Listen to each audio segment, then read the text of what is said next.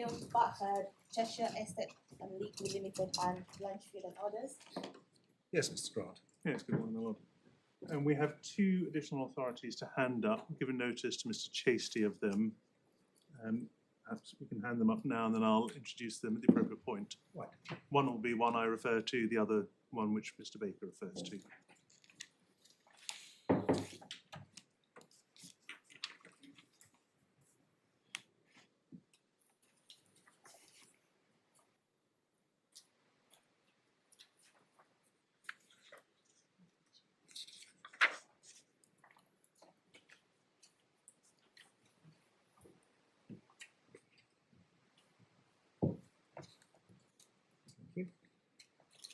Oh,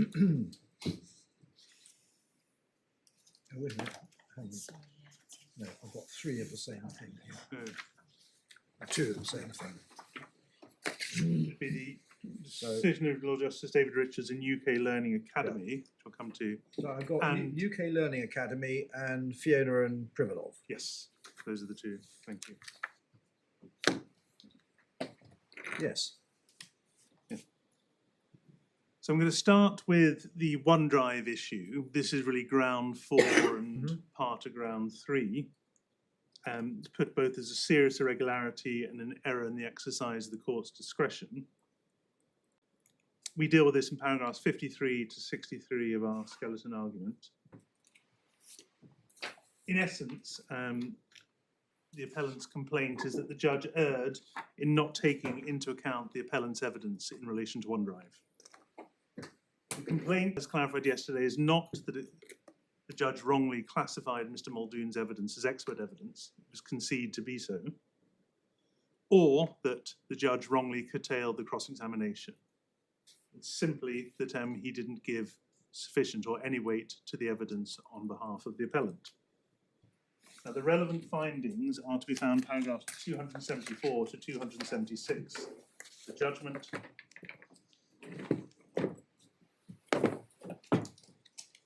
core bundle, tab 5, is pages 112 to 113. We've seen this several times, but there's a few elements to this. Okay.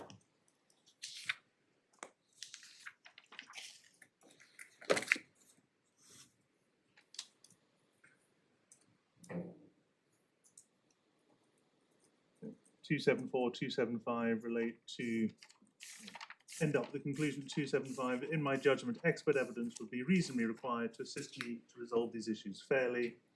276 raises the pleading point. And OneDrive wasn't pleaded. We say that that really is an end to the issue. But in terms of what was pleaded and what was sought to be amended, there was an application to amend the pleadings, and one can see that one stays within the judgment, going back to paragraph 78.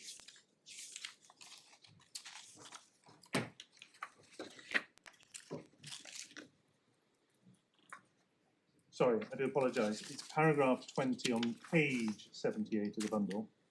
Paragraph 20, the bottom page 78.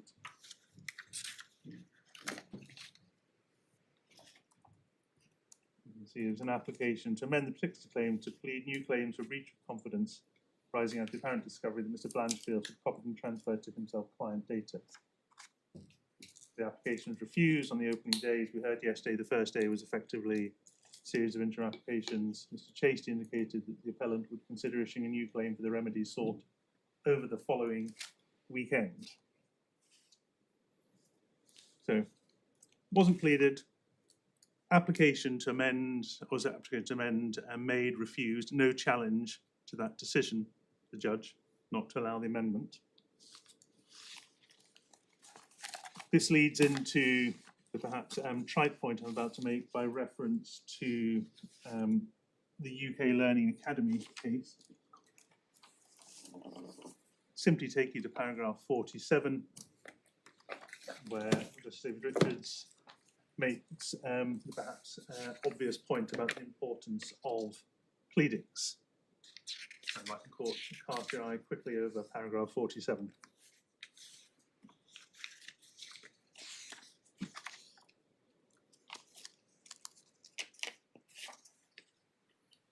just before you get there, Certainly.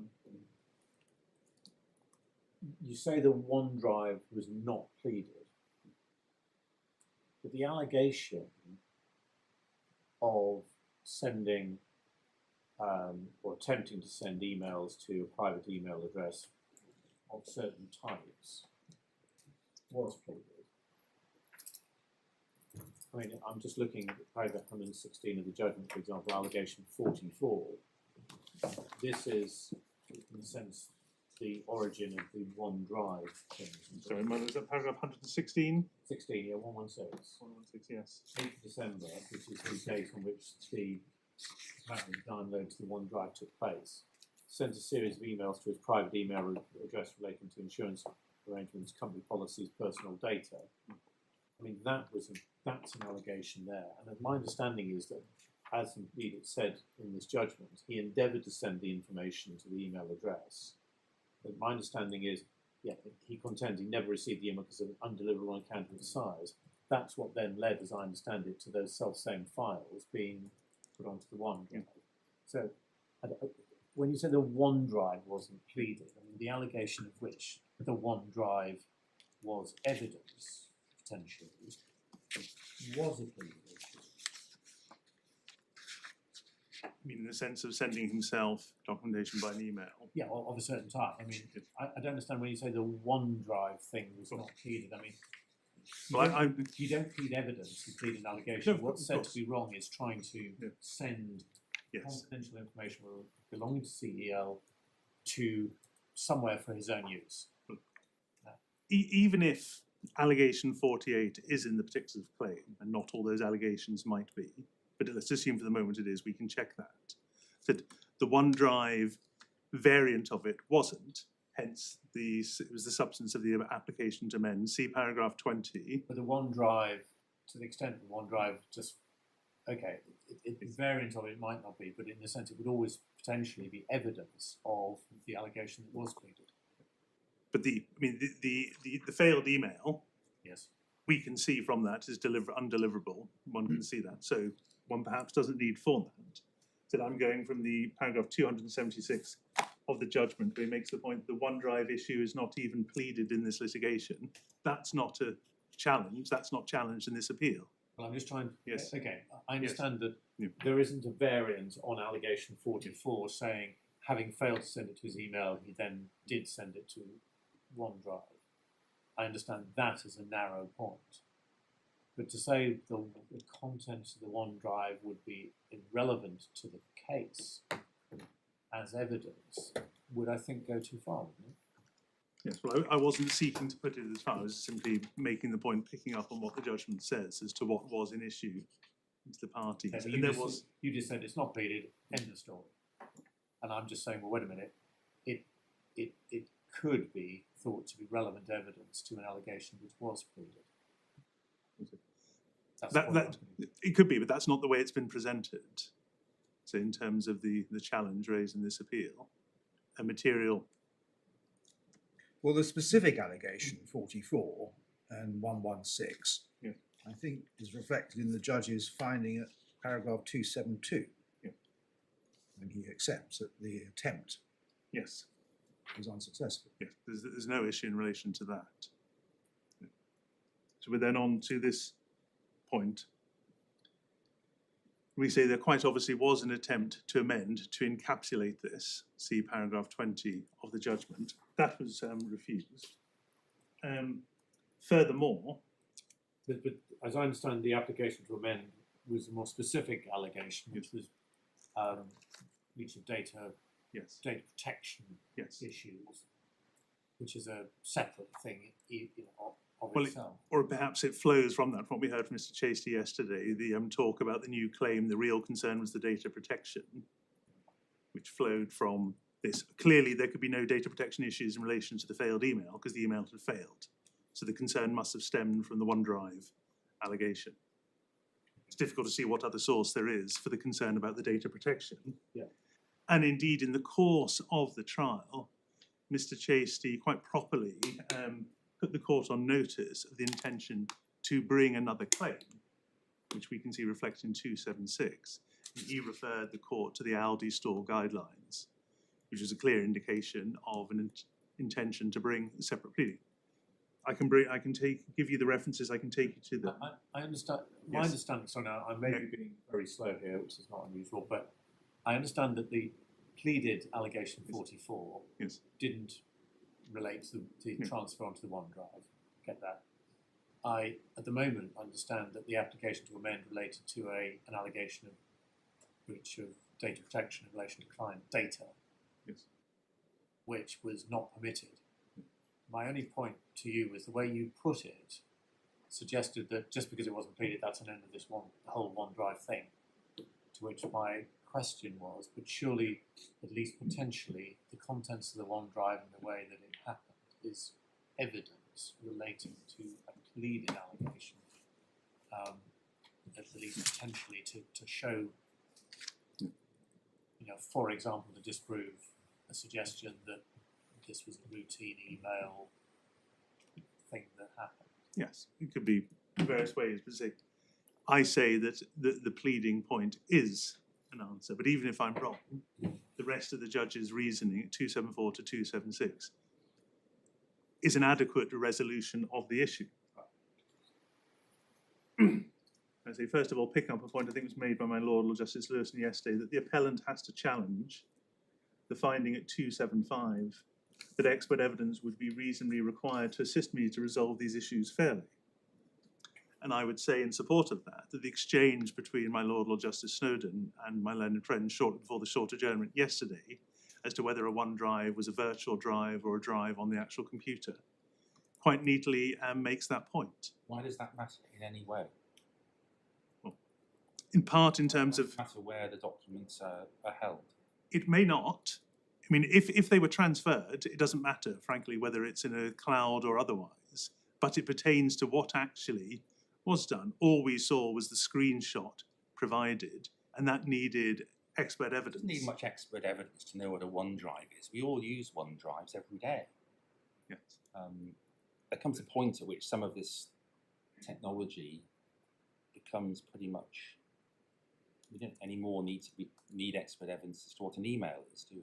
No, but good things can work in different ways. So, for example, the N drive from which the evidence came, that can work differently depending upon the organisation. It may be a virtual repository, it may be one which is a hard document. That may have implications. On the face of it, it's clear on the documents that documents were transferred from the claimant's N drive onto Mr. Blanchfield's personal OneDrive, and those will be held locally on the laptop and also in the cloud. That's how a OneDrive works. I don't see any difficulty about any of that. Why do you need expert evidence for that? In order to determine what exactly had been transferred. Because, I thought your better point is that none of this was put to Mr. Blanchfield. well, I'm coming on to that. And that's exactly the point. But anyway, as far as the pleading point is concerned, the judge says he was prepared to be flexible, Yes. but it wasn't fair to allow this to be explored for whatever reason. The appellant took the decision not to call Mr. Muldoon, so that decision didn't have to be determined by the judge as whether or not to allow his evidence in whatever form. You'll recall there was an issue as to whether the statement of truth was compliant. I think it was absent in the first place. And then what was its status? Was it witness evidence? Was it expert evidence? And then we get on to, well, why there was no cross-examination of the Hampsons, which leads to why there was limited cross-examination of Mr. Blanchfield. Now, as to why Mr. Gilroy took the decision not to cross-examine the Hampsons, that is apparent if one goes into the supplemental bundle to see, I think it's the written submissions in reply. They start supplemental bundle at page 444.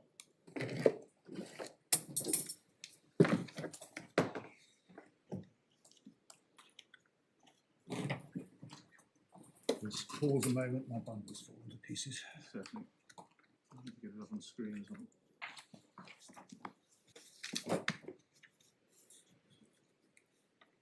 The rings are broken.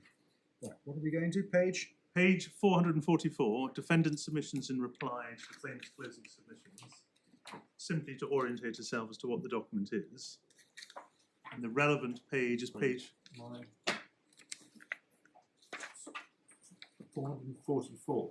444 is the start of the document question. Okay, sorry, my file is in an interesting numerical order. Yes, so is mine. Doesn't correspond to normal numbering. I'm sorry about that, I'm just working from the electronic copy. I've never seen the hard one. The page I'm looking for is 447. So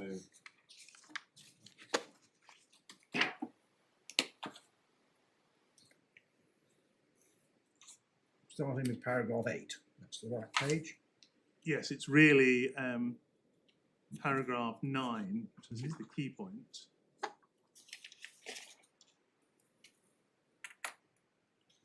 Paragraph 8 is actually is a different point in terms of the representation.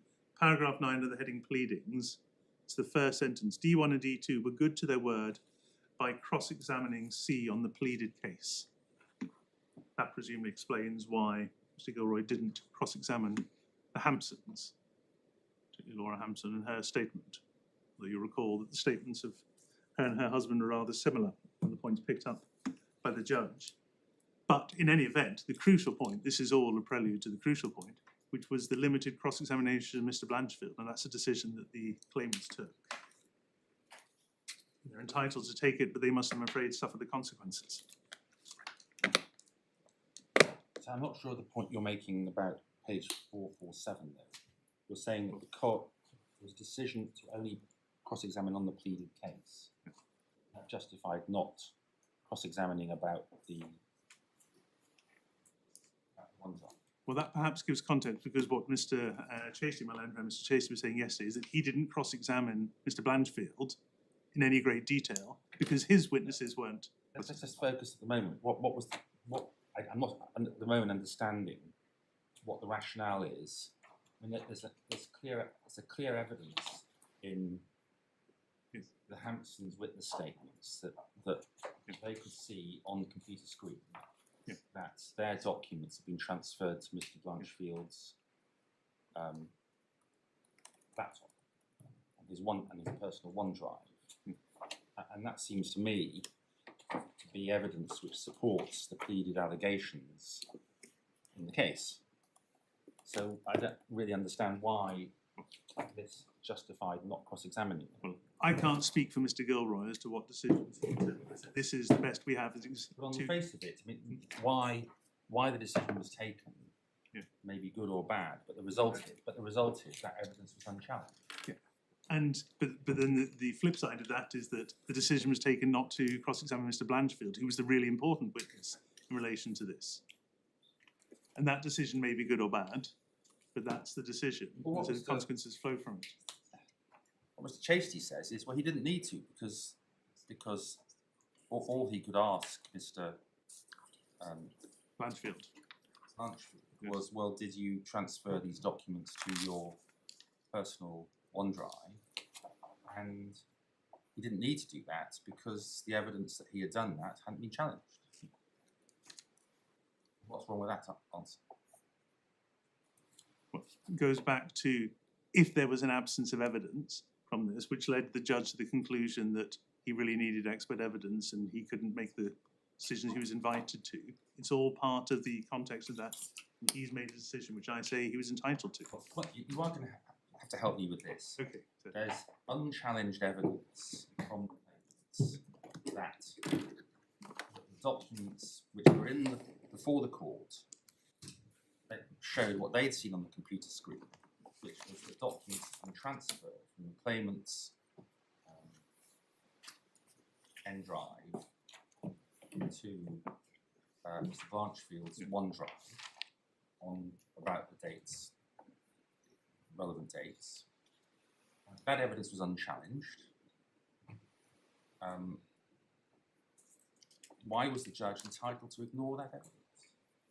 What expert evidence is necessary to understand that those documents have been transferred?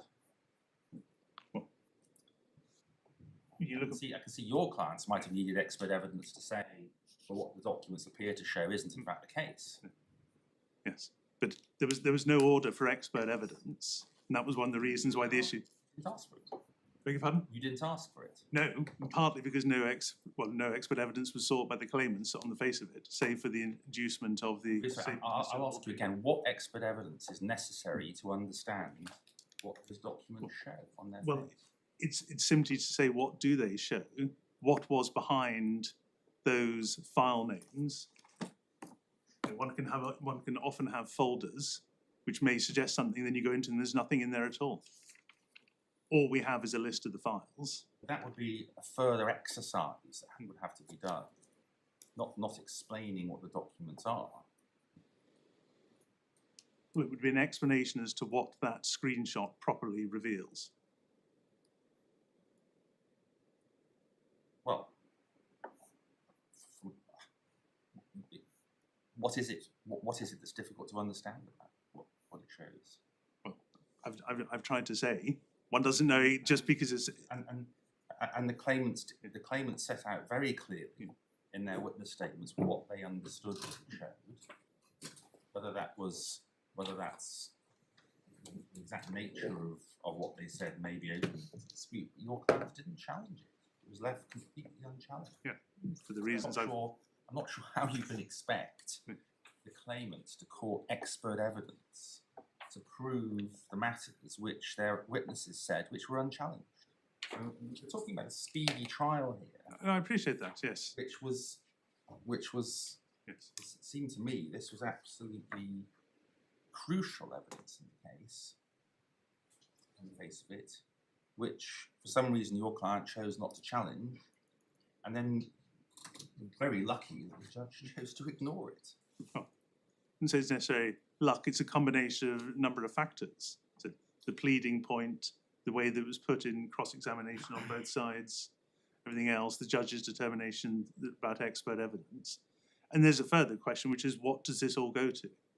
In terms of, does any loss flow from this, etc., etc. The whole of consequences in terms of whether it really assists the pleaded claim in showing a breach of fiduciary duty, a conspiracy, or a breach of contract. But really, the way this has been put, it was serious irregularity and/or error in the exercise of the discretion. My learned friend yesterday said that if the court is not with him in terms of the findings of breach, then these points take on very much the subsidiary importance. So, sorry, can I now, in light of that exchange, can I just retreat a little bit? I just looked at the pleadings. I mean, the pleading of paragraph 44 is as the judge set out in paragraph 116 of the judgment.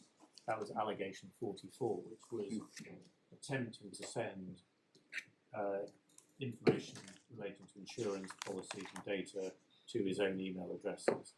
That's page 228 of the core bundle. Very cool. Understand there is no reference there to, and what's more, he did it on the OneDrive arc as well. So there's no pleaded case about the OneDrive. Understand that.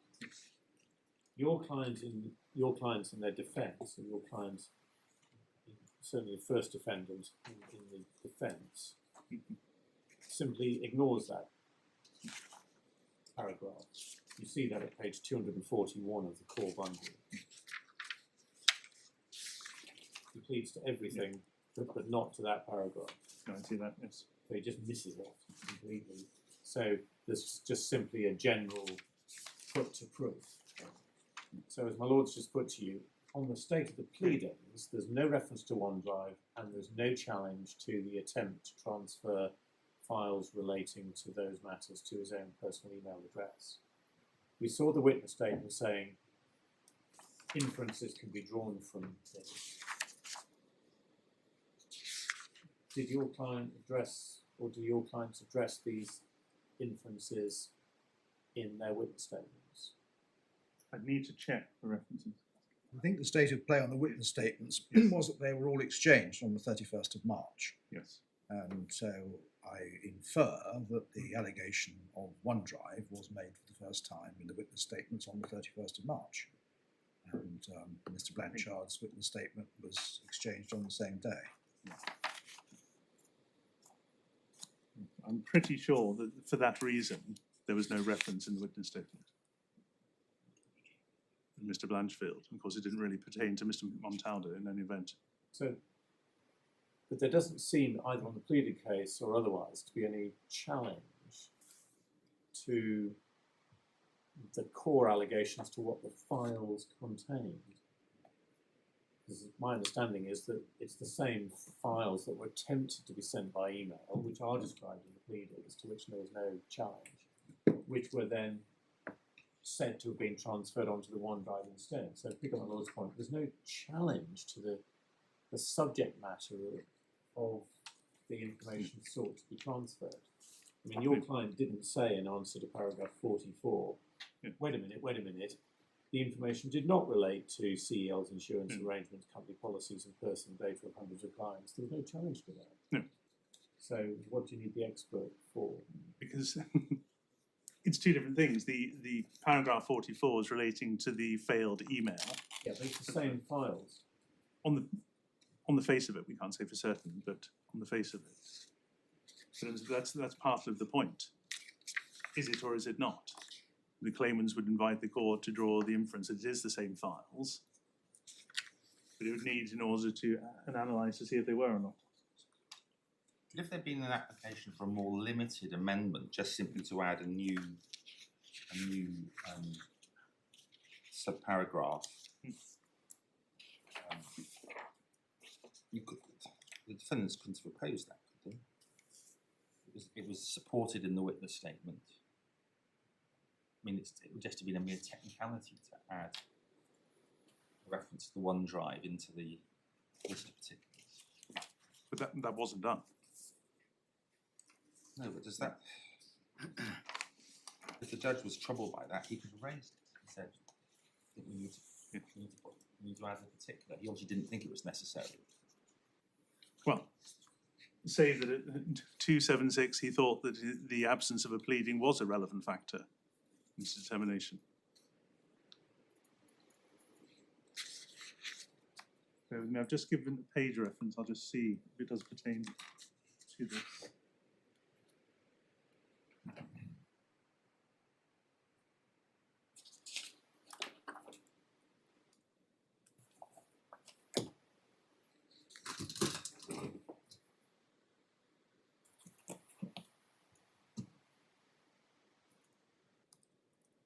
Yes, page 213 of the supplemental bundle, so that should be in volume 1, assuming the pagination is good. Paragraph 281. Terry, sorry, can I have that reference again? Certainly, my lord. It's page 213 in the supplemental bundle.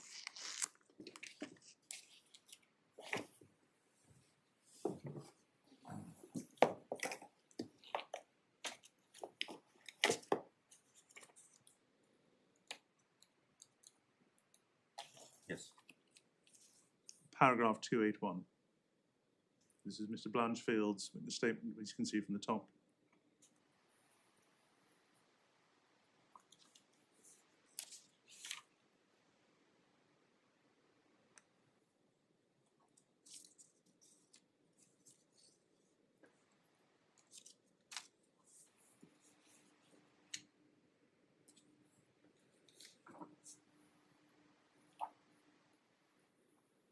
So he says his personal vault has always been empty. So there's a denial of the accusation. He wasn't cross-examined on that. No.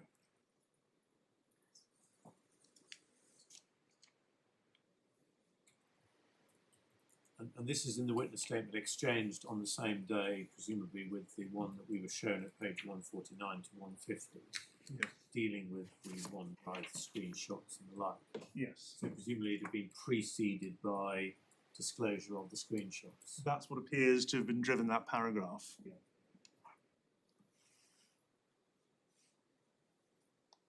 Well, that is actually the answer, if that's right, that justifies the judge's decision because he wasn't cross-examined on this point.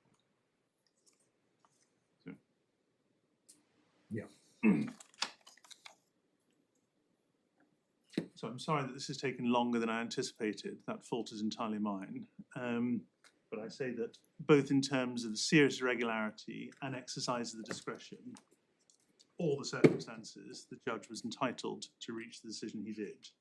And accordingly, there is no irregularity, serious or otherwise, and no error of exercise of discretion which can be challenged. And however precisely the appellant seeks to hang their claim or their appeal in relation to this, on either or both of those limbs, I say they don't succeed. Move on now, and hopefully we can speed up. The next point, and I can perhaps deal with this very, very briefly, is the other part of ground 4, whether the judge was wrong to have regard to the need for loss in the conspiracy claim. Now, that was the essence that the judge was wrong at paragraph 372.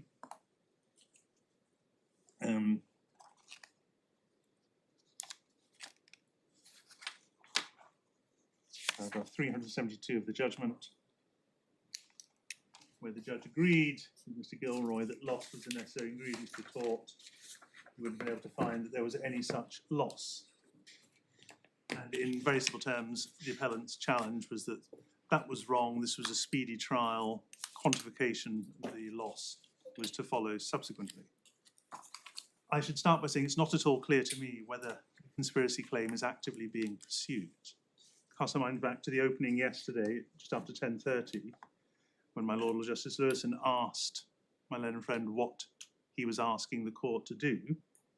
And I quote, "We are asking you to find that there were breaches of contract and fiduciary duty. And we are asking you to find that the judge was wrong not to grant a Springboard injunction, and also wrong not to grant an injunction to enforce 13.1 of the restrictive covenants." I take from that it's not been made explicit that the conspiracy claim is no longer being pursued. If that is the position, then I can move on. If it helps, the losses are going to be the same, whether it's the breach of fiduciary duty or the conspiracy. The reality is that the conspiracy is just to commit the breaches of fiduciary duty. The point that we were making was that it was another example of the judge going wrong in that he decided the case on conspiracy on the basis that I hadn't proved loss at the liability trial. That was the point that we were making. I don't need the conspiracy claim if I win on the breach of fiduciary claim. I've got 2 defendants, each of them accepting, so far as it's established, joint responsibility or liability for the breaches. Could it be the other way around? So you don't need the conspiracy if you win on the fiduciary duty. If you lose on the fiduciary duty, I lose on the conspiracy. so you don't. That's the point I'm making. Because the unlawful means is the breach of duty. Yeah. But That's helpful, but what is worth, I would say that the judge was quite right to have regard to a constituent part of the test for conspiracy. This was a speedy trial on everything except quantification of the losses. One can see that from the CCMC order in the supplemental bundle. That's page 30. Page 30. This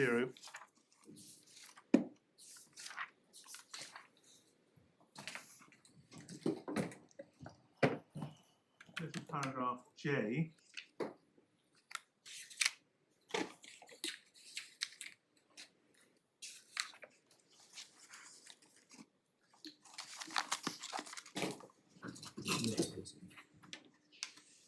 So you say it's only quantification of loss? Yes, yes.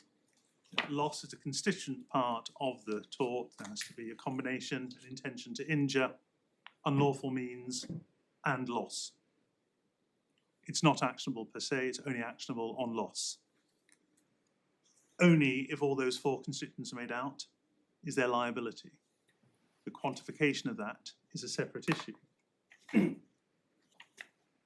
And the judge accurately reflected subparagraph J of the order in his judgment, paragraph 15.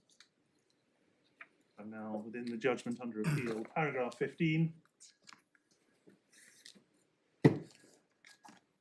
You can see that there was an expedited trial of all issues, save for quantification of any loss or account.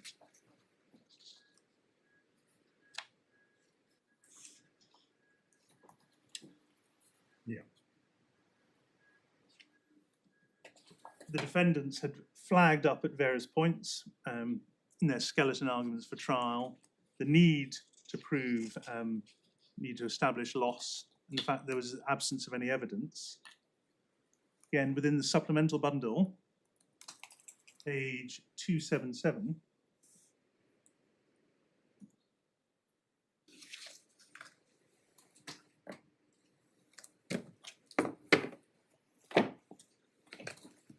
this is the defendant's skeleton argument.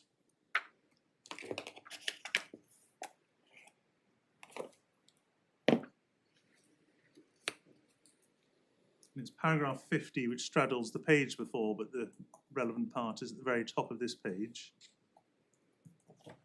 It has page 277, the sentence beginning, however, it is manifestly plain that C must prove as a liability issue, emphasis in the original, that it has suffered loss and damage in order to establish that D1 and D2 committed a conspiracy by unlawful means.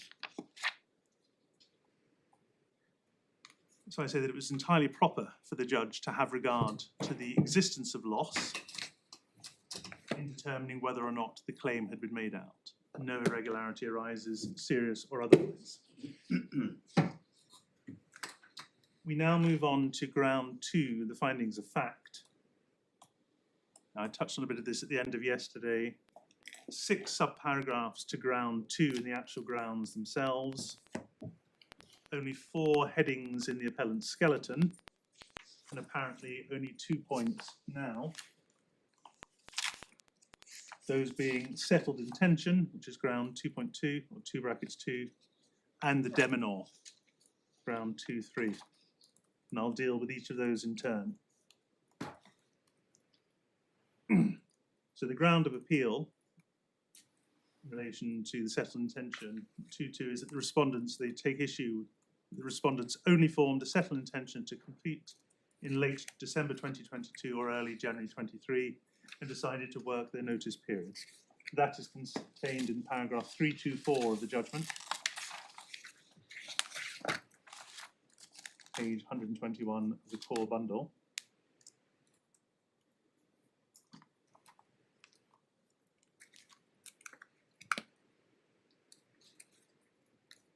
As we say in our skeleton argument at 52A, the judge explained his reasoning in some detail at paragraphs 323 and following.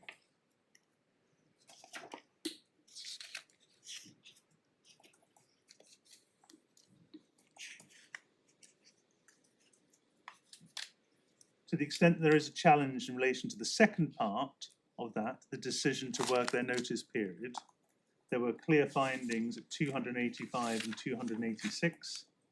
Ask the court to turn to those, where the judge accepted the evidence that the defendants intended to work their notice period, the defendant's evidence being corroborated by Mrs. Hampson's own evidence. And I say in light of that agreed evidence, there can be no challenge to the finding that that was their intention. So give me that paragraph number again. Certainly, my lord. 285 and 286. So it starts, I think, at 283, wasn't it? Yes, that's the sort of context, but it's the actual findings. So 283, 284 address the evidence. 285, 286 are the findings. If I say the appellant would need to challenge in relation to this aspect. Like, it's unchallengeable. In terms of the appellant's attack on the settled intention, we heard from my learned friend yesterday, he referred to the fact that a lot of activity was taking place in 2022 from the middle part. There are findings in the judgment that they began to consider setting up a new firm in around August 2022. We don't deny that and say that is a separate question. It's a different question as to when the settled intention arose. Having regard to the legal framework which we went through yesterday afternoon, There's clearly a difference between an inchoate intention and aspiration and a settled intention.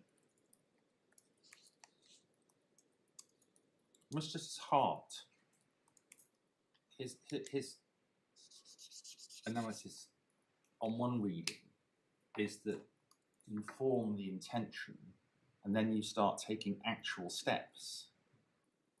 He doesn't seem to contemplate you might be taking actual steps to set up your new business without a settled intention, or what he called an irrevocable intention. And it's quite remarkable if you're going to the lengths these defendants did, but it said that you didn't actually have the intention of doing it. It may not be settled, it may be conditional, it may be aspirational. One can say, I just want to test the market, I want to see if it's out there, and decide, actually, I don't want to perceive this, I've decided it's against it. So you may say, well, that intention was never settled, it never materialised in fully formed fashion. Similarly, the perhaps rather trite example I gave of the championship footballer yesterday. At what point does the intention become settled? It's a fact-sensitive issue in every case. And as I say here, the judge, one reads the judgment, looks at the matters he looks at. Once you started paying for things, you pay for a website, you pay for design, you open a bank account, you travel to overseas to meet funders or whoever, you speak to claims firms. Can you really say that you can do all that and yet turn around and say, oh, well, I may not do it? Yes, because just take the last example first, the meeting with funders. If the funders said, actually, we're not interested, then that would probably be an end to it. Well, they go and speak to other funders. Beg your pardon? They then go and speak They to might other do funders. it. When comes the point if they've been asked a number of people, they've all said no? But can it really be the case that before you are in breach of fiduciary duty, you subjectively have to have made 100% commitment to doing it? And it would be an absolute out for directors in almost every case that they could produce a document that said, oh, well, we're only actually going to do this at the point at which we've signed up our first customers and are about to trade. It would be a remarkable denudation of the whole principle. Well, and that's one reason to support there being an objective approach as a subjective approach. It's my exchange with my Lord Justice Snowden yesterday, and that's why one has to look at what was going on, what was being done, what was this activity doing here. If it's things such as setting up a bank account, which can be done very quickly, purchasing the off-the-shelf company, does that necessarily establish the settled intention? The judge's finding here is that the real trigger was the indication from the SRA on the 6th of January, without which they would not have been able to trade lawfully. And I suppose, to pick up the sort of points, focusing for a moment on the discussions with funders, I mean, what you're doing is to pitch an idea to a litigation funder, or something that the litigation funder might wish to finance. Yes. And the litigation funders might or might not think it's a good idea. And your intention would be very dependent upon whether there's any appetite in the marketplace to fund it, because without funding it's not going to work. Yeah. So, I mean, I can see why it could be said that even at that stage, you're pitching an idea which may or may not actually be accepted by the people who control the purse strings. So, to that extent, it's exploratory rather than pursuant to a final intention. So it's in quite the way sensitive. in other businesses which perhaps don't involve funding, but one needs a source of funds, whether by a bank loan or anything else, you go to the bank, are you willing to make me a loan? If they say no, then that might well be an end to it as well. But I mean, is it, as to pick up my Lord Justice Phillips's point, is it necessary to have a settled intention before what you do is a breach of fiduciary duty? Suppose you go around discussing with existing employees whether they would come with you in the event that you were to start up a new business. Might be said that whether you had a settled intention or not, that having exploratory talks about poaching staff would itself be a breach. Yeah, I mean, take a very example, solicitation of whether of existing clients or fellow employees. Yes. That would be a breach, I acknowledge. Whether, even if the client said, no, thank you, I'm very satisfied with Yes. my current, What it would Oh. generate in terms of loss and the rest of it is another question. Yeah. But in terms of the legality of that action, right, I fully accept what your lordship is saying in relation to that. But while other things, and this is why this case is in the middle of the spectrum in Shepherd's, looking at all the activity, no solicitation, no trading, no competing, etc., etc. And that's The why, judge here- sorry, I'm sorry. not at all. The judge here, though, did find a settled intention, and he found that a settled intention without a funder being on board. Yeah. So he didn't regard. He thought that these defendants did form a settled intention, even though they didn't have funding. Yes. In fact, at that point, the point Yes. at which he found mid-December, if you take it that early, they in fact the funders had said no. Yes. So funding wasn't necessary to a settled intention. Now, as regards the SRA, they hadn't given their approval by mid-December. No. So again, it's not clear the judge regarded. He said that it became concrete, whatever that means. It's even on the 6th of January, it's just an indication that they would be minded to approve. But he thought there was a settled intention from possibly as early as mid-December. Late December, early January.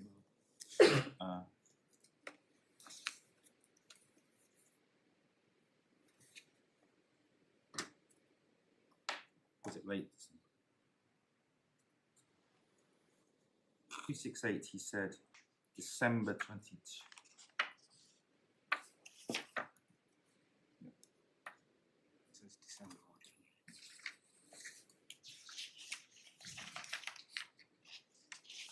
Then 324, Yes. that's the paragraph under challenge. Mid to late December. So you're mid to late, so yes, So it's he a thought combination it of what could you have and I been as said. early as mid-December. Yes. They formed that view. Well, what is it then that? Well, firstly, if it's mid-December, then they were in breach of fiduciary duty between that date and the 10th of January. You can't dispute that on that. So in relation to what, before I agree to anything, in relation to... But if they had a settled intention in mid-December and didn't resign, but carried on the preparatory work, that's a breach of fiduciary duty, isn't it?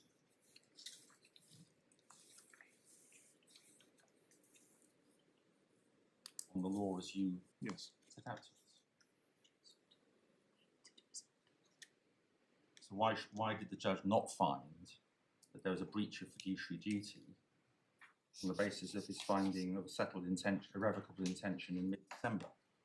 Because he gives the time span, 324, of mid to late December 2022, early January 2023. But he's got, but on the earliest of those, that's a breach of fiduciary duty. And then if one reads on to 327, I think it's likely the decision was cemented and they received a strong indication of the SRA on the 6th of January. I think cemented would be illustration of the settled intention. So are you saying that his real finding was the settled intention was on the 6th of January? On or shortly afterwards, yes. That's not what he says. No, but I say that when that's clearly not what he says in words as such at 324, even earlier. But one reads on for the number of reads on his reasoning, and saying 327, 328, passage we just looked over. Decision was cemented on the 6th of January 2023. One can hardly cement something that had already been settled. 328 is the finding resigned almost immediately after they received confirmation from the SRA. The application had been moved to the minded to approve stage. I say then a proper and fair reading of the judgment, that's actually what he's finding. It's 332 really. I mean, as at the 10th of January, Yeah. it's right there, no clients, no funding arrangements, no premises, no staff. not even a clear decision about services. All they had done by that time was to explore the rudimentary elements of an infrastructure of a new firm. And one sees a repeat of some of that at 334.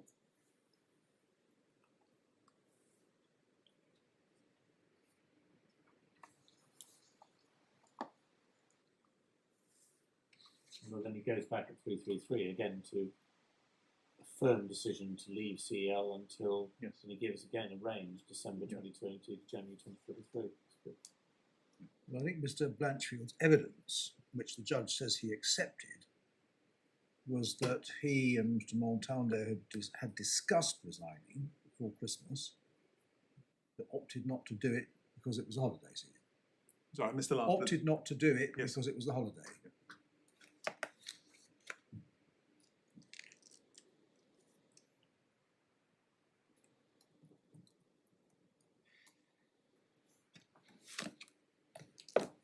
One sees 256.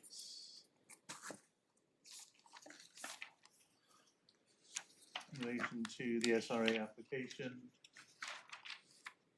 Mr. Blanchfield responded to the SRA's queries as late as 21st December 2022. On 6th of January is the confirmation. That's picked up in the paragraphs later on. And do you accept that if it is crucial to the question of breach of fiduciary duty as to when the defendants formed their irrevocable or settled intention, then the judge ought to have made a clearer decision as to when that was?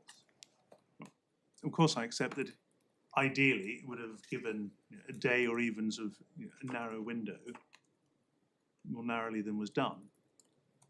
And it's slightly unfortunate that we have various iterations which we've traced through together. I say when one reads particularly paragraphs, the reasoning 3 to 6 and follows, the reality is what he's finding is a settled intention was on or shortly after 6th of January. The unfortunate aspect is that I think probably as you are forced to accept, if one takes the earliest of his range, that is a breach of fiduciary duty. It certainly increases the prospect of it. But again, one needs to see exactly at what point. It may be... Well, once he's got a settled intention and he is taking preparatory steps, actual preparatory steps, I thought Yes. I thought it was common ground that that's a breach of fiduciary duty. Yes, subject to the caveat that we went over this yesterday. The dictum of Mr. Justice Hart was then queried as potentially being too prescriptive, whether one had to resign immediately. So that's why I said yes, a settled intention. It is a relevant consideration. It is not necessarily the determining That's factor. the point about mid-December, isn't it? I mean, I can see 6th of January. Do you have to resign on the 7th of January or the 10th? Yes. But if it was mid-December, and then thereafter they are going to meet the funders in Hamburg. Was it the funders they are meeting in Hamburg? I can't remember. Yes. Well, that's a plain. If they got the settled intention mid-December, then go and meet the funders. That's could it be a clearer breach of fiduciary duty? On that sort of counterfactual, I would accept that. Yes. It isn't counterfactual. That is within the range of what the judge found. Well, I mean, I'm saying on a proper reading, the reality is he's finding that the intention was on or shortly after the 6th of January. At that point, maybe there is some force in Mr. Chasty's criticism that the judge's reasoning is insufficient here, because he has made a finding as to a range of dates, some of which would amount on the face of it to breach of fiduciary duty. And that will be apparent to him on the basis of his own analysis of the law. But he clearly had the legal framework in mind. One can see that. Yes. And that's why there's the reference to settled intention. One traces around the risk of repeating myself. One traces through to actually what he is determining. And I focus on that word cementing in 3 to 7 it is, and 328, those paragraphs would have little probative value if he was in reality saying actually the settled intention might have been weeks beforehand. As I read that, what he's saying is they've made a decision.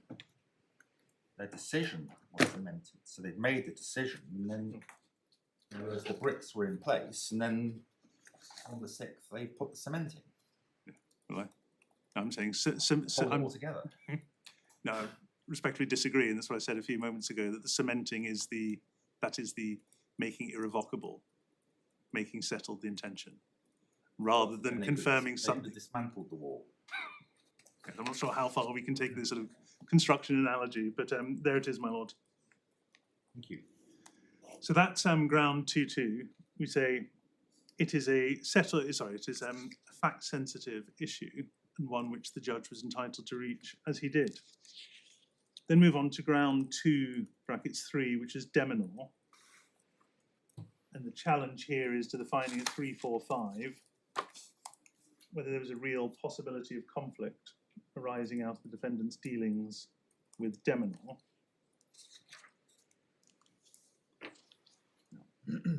Appellant's skeleton argument, paragraph 58, deals with this briefly, makes a number of assertions. As we heard in oral argument yesterday, and the focus was really on the possibility of conflict, not really on this being a maturing business opportunity, and was put in two ways: either a breach of the duty to promote success under section 172, or a breach of the duty to put one in conflict under section 175. First point to make is that the Demor accusation was not pleaded. One can see that from paragraphs 198 and 200.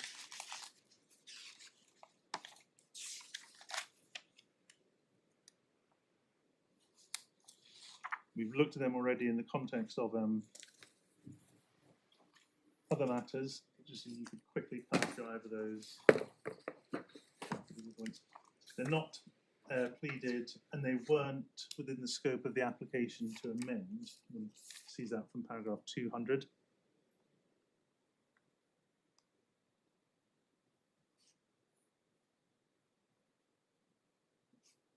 Nor was Demor mentioned in the defendant's skeleton argument or the closing submissions. What I want to do now is just take the court quickly through some of the findings in relation to Demor, because it's relevant to the way the claim is now put. Right. You say Demor was not pleaded, not in the skeleton argument. So not in whose skeleton argument? The defendant's skeleton arguments. Your clients. My clients, yes. But it was It raised was in the, yes. in the claim. Yes. And you didn't say at the time, hey, what's all this stuff? Mr. Gilroy Sorry, sought. no, No, I know, I appreciate it, but I'm the person speaking on the client's behalf. Mr. Gilroy tried to, as I've taken you to already, in his closing submission, said we focused cross-examination on the pleaded issues, and he focused his submissions, one can see quite clearly, on what he perceived to be the pleaded issues. Yeah.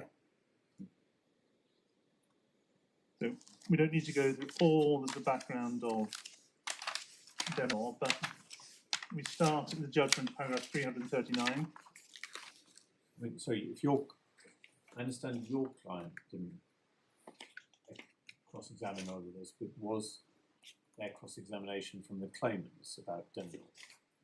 Cross-examination of the defendants. Yes. Or, He's getting nods on the other side of the court. yeah, right. Yes, I'm checking, but So again, at that stage, not what's all this about, why are you cross-examining over an issue that's not pleaded?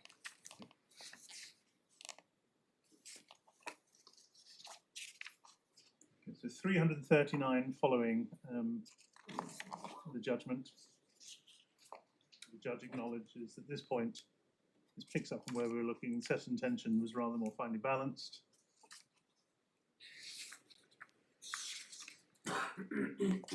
Crucial thing, 341, as we heard, Augusta entered into an exclusive arrangement with the appellant, which would have prevented the appellant from entering into agreement with Demor. we know from the background to the matter, Demonor's initial pitch for funding was rejected. It came back with an improved pitch, also rejected, led to the appellants, doubtless for good reasons, going with Augusta. And the judge's judgment, paragraphs 339 and following, explains his reasoning for concluding why there was no possibility of conflict.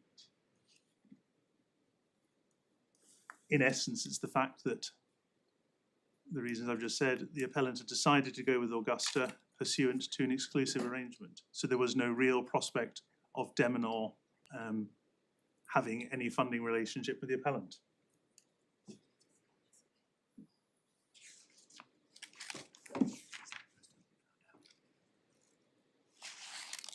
Paragraph 491 explains the defendant's contact with Demor, and we've seen the timescale already. Sorry, just pause a moment.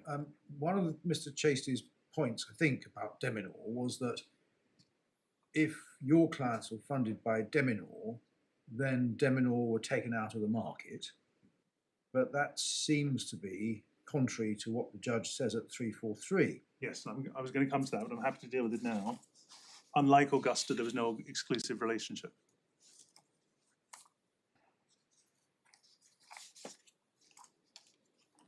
Yeah. So you wanted us to go to... Well, and just before you get Yes, there, no. was, because in a sense it's a lead up to that Yes. point, was there any investigation in the evidence cross-examination of your clients about the potential impact on CEL of the defendants leaving, key men leaving, and or setting up with a company that was funded by Demor? I can't give an unequivocal answer, my lord. I can't recall having seen anything. Because that's the way it was certainly put much more strongly yesterday. Yes. It's not so much lost corporate opportunity, Yes. but it's potential damage and therefore a conflict between personal interest and duty to promote the interests of the company. Yes. Which is the sort of label that the judge seems to attach to this at 346. But I'm just interested in the question of whether he was really addressed, whether this issue was raised with him about the potential harm that might be thought to be being done to CEL. Before you ask the question then, well, would Demor be a potential replacement for Augusta? Yes, well, I don't know if it helps more. It is. I did cross-examine at some length about this. I put it directly to certainly Mr. Montaldo about what consideration he'd given in exposing CEL under the event of default provisions, and I've got references at paragraph 20 of my skeleton.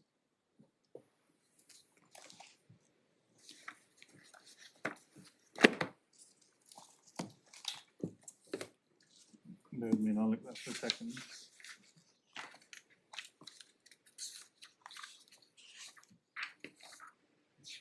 Certainly you'll recall questioning from the court of my learned friend yesterday did Mr. Chasty put questions as to why Augusta might have taken umbrage at what had happened to lead them to revoke the agreement? He said no, he didn't put it that way. I'm looking at paragraph 20.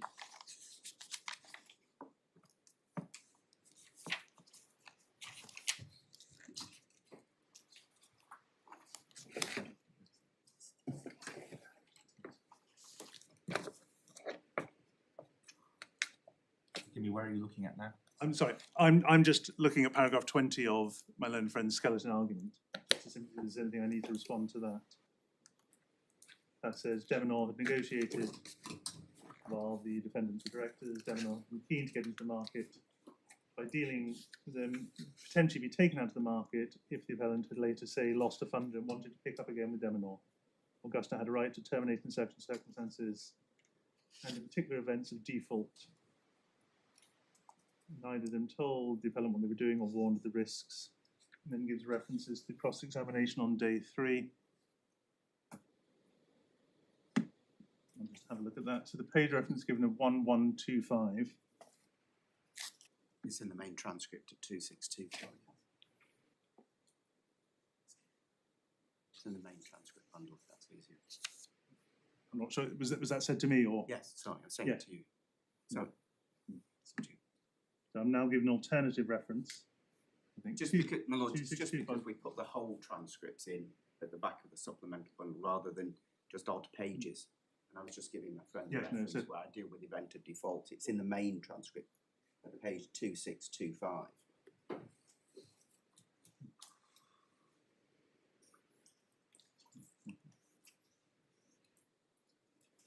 So there's clearly some cross-examination of the points.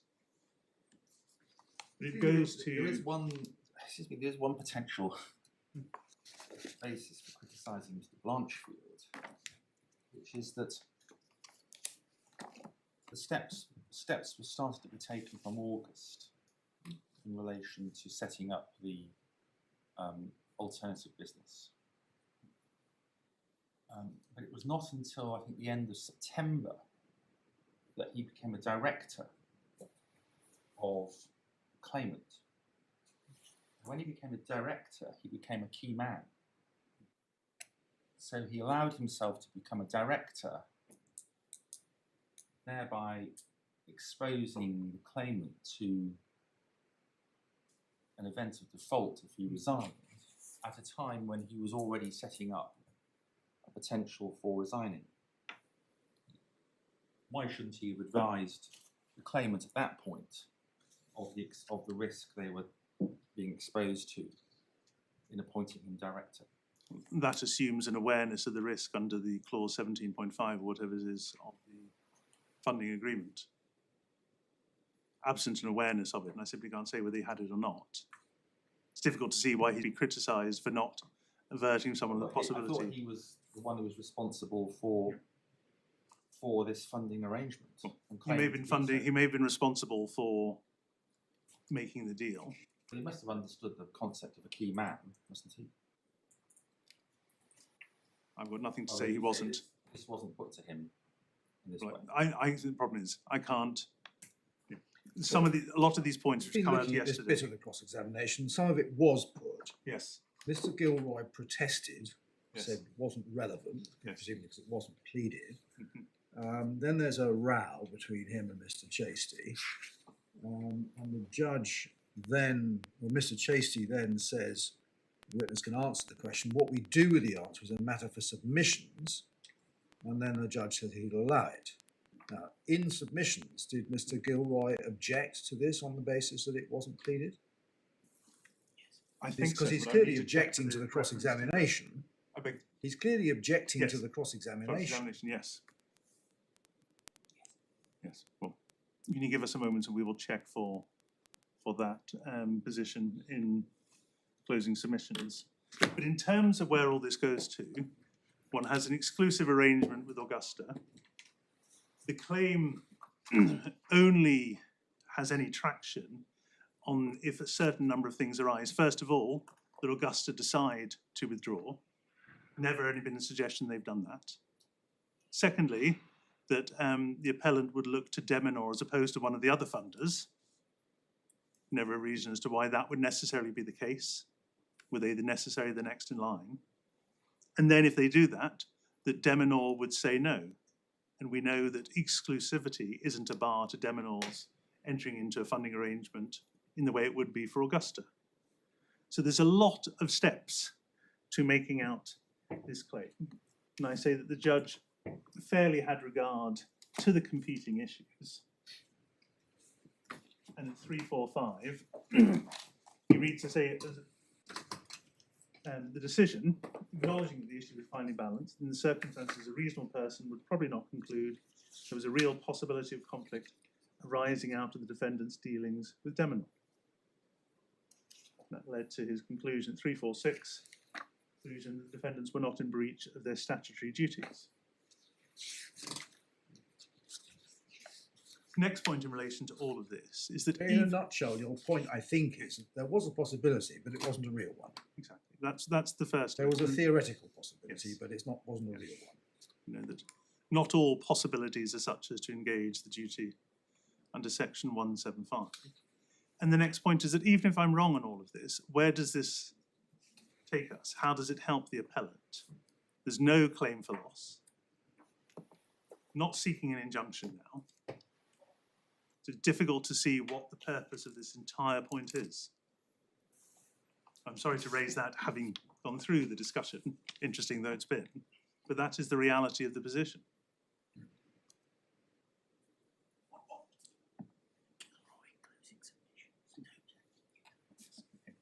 I'm very helpfully given a reference. The supplemental bundle,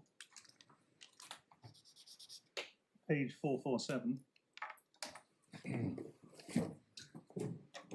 These again, we've looked at these before. These are defendants' written submissions. Yes. I've seen some relation to it. This was the page we looked at half an hour ago. 9.1, the cornerstone of the claimant's case related to the dealings of defendants with Demor. The court will look in vain for a single reference to Demor in claimant's pleaded case. Yeah. Clear objection to the entire adducement of the issue in proceedings.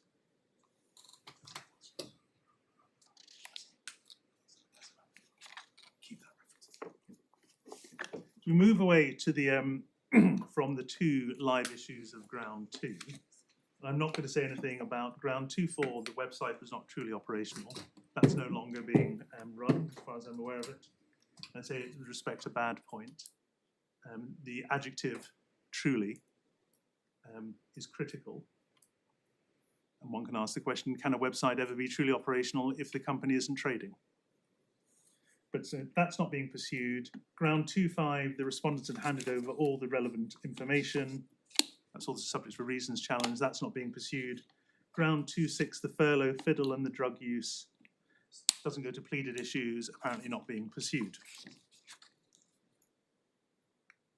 The next ground I was going to take is ground 5, which was the reasons ground, and I can be very brief on this, for what I hope are apparent reasons, namely that that ground is not pressed upon the court by my learned friend. But in summary, grounds of appeal, as I've said yesterday, the grounds of appeal do not specify the paragraphs where there are no reasons, so they should. One has to look to the skeleton. There are 9 instances of supposedly defective reasoning at the back of the skeleton. I say many of them are on ancillary points or alternative findings. I say even if unreasoned, don't go to disturb the cogency of the judgment. As I say, as it happens, each and every allegation is unfounded. I'm not going to go through them. You have our written submissions on the point in the skeleton. But standing back, we say that the appellant knew why the judge had reached the conclusions he had. Clearly doesn't accept them, doesn't like them. That's another point entirely. You know, whether it's ones about being the judge explaining that he was troubled by the evidence of Mr. Hampson, that's just part of the background, or anything else, perhaps more sort of concrete to some of the issues, and say that the judge's reasoning was sufficient, having regard to the test in English and Emery and other cases as well. So that's all I wish to say in relation to ground 5. We now move on to ground 1. So this is the challenge to the findings of no liability. We can really focus just on breach of fiduciary duty and breach of contract, for the reason helpfully clarified by my learned friend, namely that without them, the conspiracy claim doesn't get off the ground. The appellant skeleton, paragraphs 41 to 55, makes some sweeping statements about the strength of the claim, and the word overwhelming is mentioned repeatedly. The argument in relation to ground 1 repeats some of the arguments deployed in relation to the other grounds. And I say if they're not deployed now, they can't be used or gotten through the back door under the canvas of ground 1 itself. I'm going to deal with the statutory and contractual duties point together. This is grounds 1 bracket 1 and 1 bracket 2 together. And I say this is the key part of the appeal and the key decision for this court. I said before, I'll repeat, I say the respondent's position is that this case falls in the middle of the Shepherd spectrum. It was necessary for the judge to look at the facts of the case and reach, by definition, fact-sensitive decision, having regard to the law, particularly paragraph 76 of Foster Bryant. I'm now going to do a page turn of the judgment, highlighting some, but not necessarily all, of the crucial findings which the judge made. And nearly all of these are not challenged. And I say that in the absence of any such challenge, this ground doesn't get off. I'm going to deal with the points numerically, even though some points do sort of come back at various points in the judgment. Let us start with 229.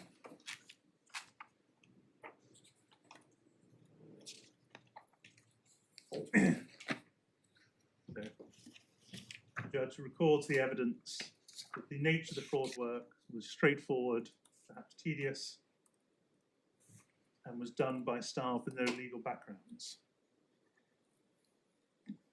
One also sees that 230, not an area of work, the last two lines, in which the appellant could claim to have a track record, simply a field which they had explored with a view to making substantial profits. 231, no specialist lawyers recruited.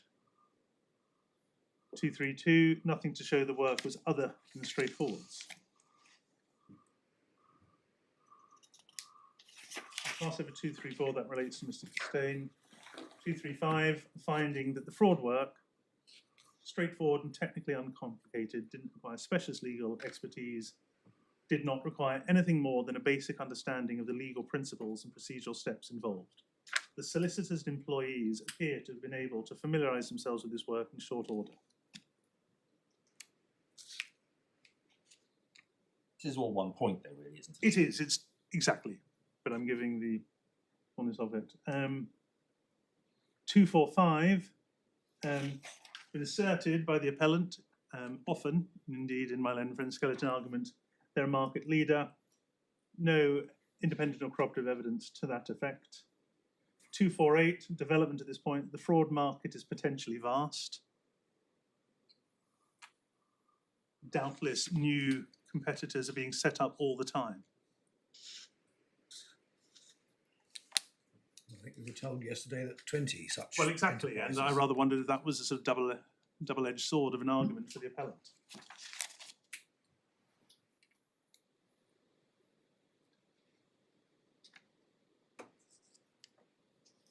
Yeah. We can move on to 286. I'm certainly not going through every finding, some of the more significant ones. 286 we've seen, the 285, 286 we've seen before. No intention to trade before the end of their notice period. 287, the website was not truly operational. Why is it relevant? Why does it matter that they weren't intended to trade before their notice period? If they were trading before the end of the notice period, that was slam dunk. Of course, yes. We're talking about the whole thing we're talking about here are preparatory steps. Exactly. So it's a starting point is they weren't intending to trade before. No. Well, it's relevant to the 13.1 covenant claim. Doesn't determine that issue because, of course, the covenant runs for longer than the notice period. But the fact that it starts at the end. Yeah, it starts at the end of it. Yes. So again, it's not relevant. Well, I said it's part of the background to the context for analysing that claim. 287 said defendants didn't trade, no evidence that they sought to attract business through the website. Mr. Montaldo never accessed the website. Move on to 332.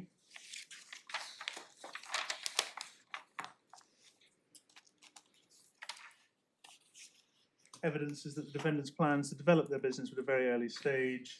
I'm sorry, I lost the number. 332, my fault. I'm trying to take this as quickly as I can. 332, I'll repeat that. The evidence is that the defendants' plans to develop their business were at a very early stage. 10th of January, they had in place no clients, no funding arrangements, no premises, and no staff. Not even made a clear decision about the services which they would be offering to the public. All they had done by that time was to explore the rudimentary elements of the infrastructure of a new firm.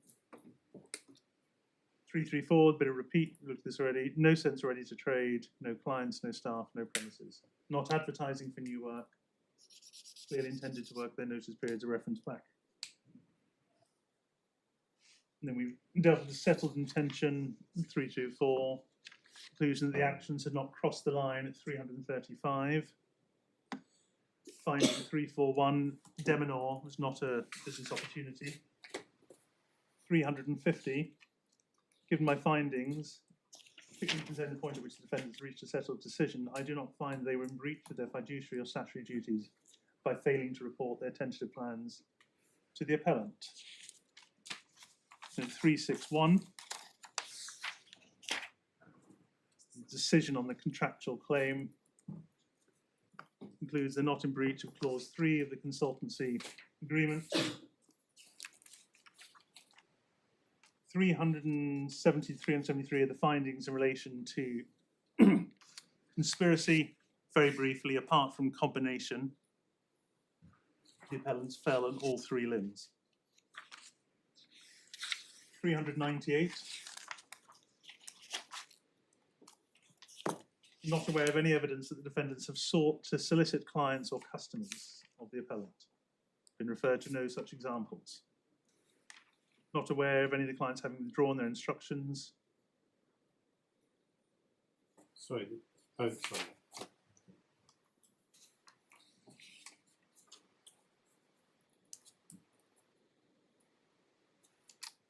Sorry, I thought someone was about to ask something. No, I was sorry, I was just trying to, I was trying to keep up. No, I'm sorry, but I'm going too quickly, do tell me. But that was 398, my lord. 399. No threats on the part of the defendants to breach this covenant. I think it's unlikely they would do so, given the limited duration of the term of the covenant, which remains enforceable, etc., etc. 400. No indication of violation or threatened violation of clause 13.1. Then we move on to clause 13.2, which isn't part of this appeal. I mean, as I understand it, Yes. in fact, looking at 13.1, given the nature of the claimant's business, I think it was sort of accepted by Mr. Chastely that there really wasn't very much likelihood of breach of 13.1 in the same way that there would be with a more conventional law firm, say, with established clients with repeat business. Exactly, yes. Yeah, obviously.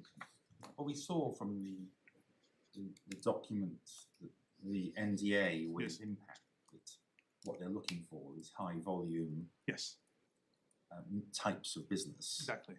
They're not looking to pinch individual No. customers from other. And the nature of firms acting for claimants is that they're not, you don't have repeat clients in the same way that defendant insurers firms do. That's a common ground. Then there's the findings in relation to clauses 13.2, 13.3, 13.4, all are wider than reasonably necessary. That's not the subject of any challenge in this appeal, so I can pass over that. 460.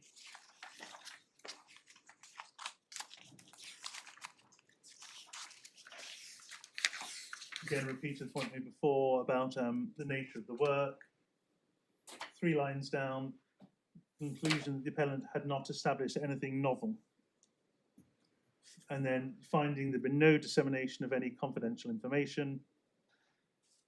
Also, finding at 464,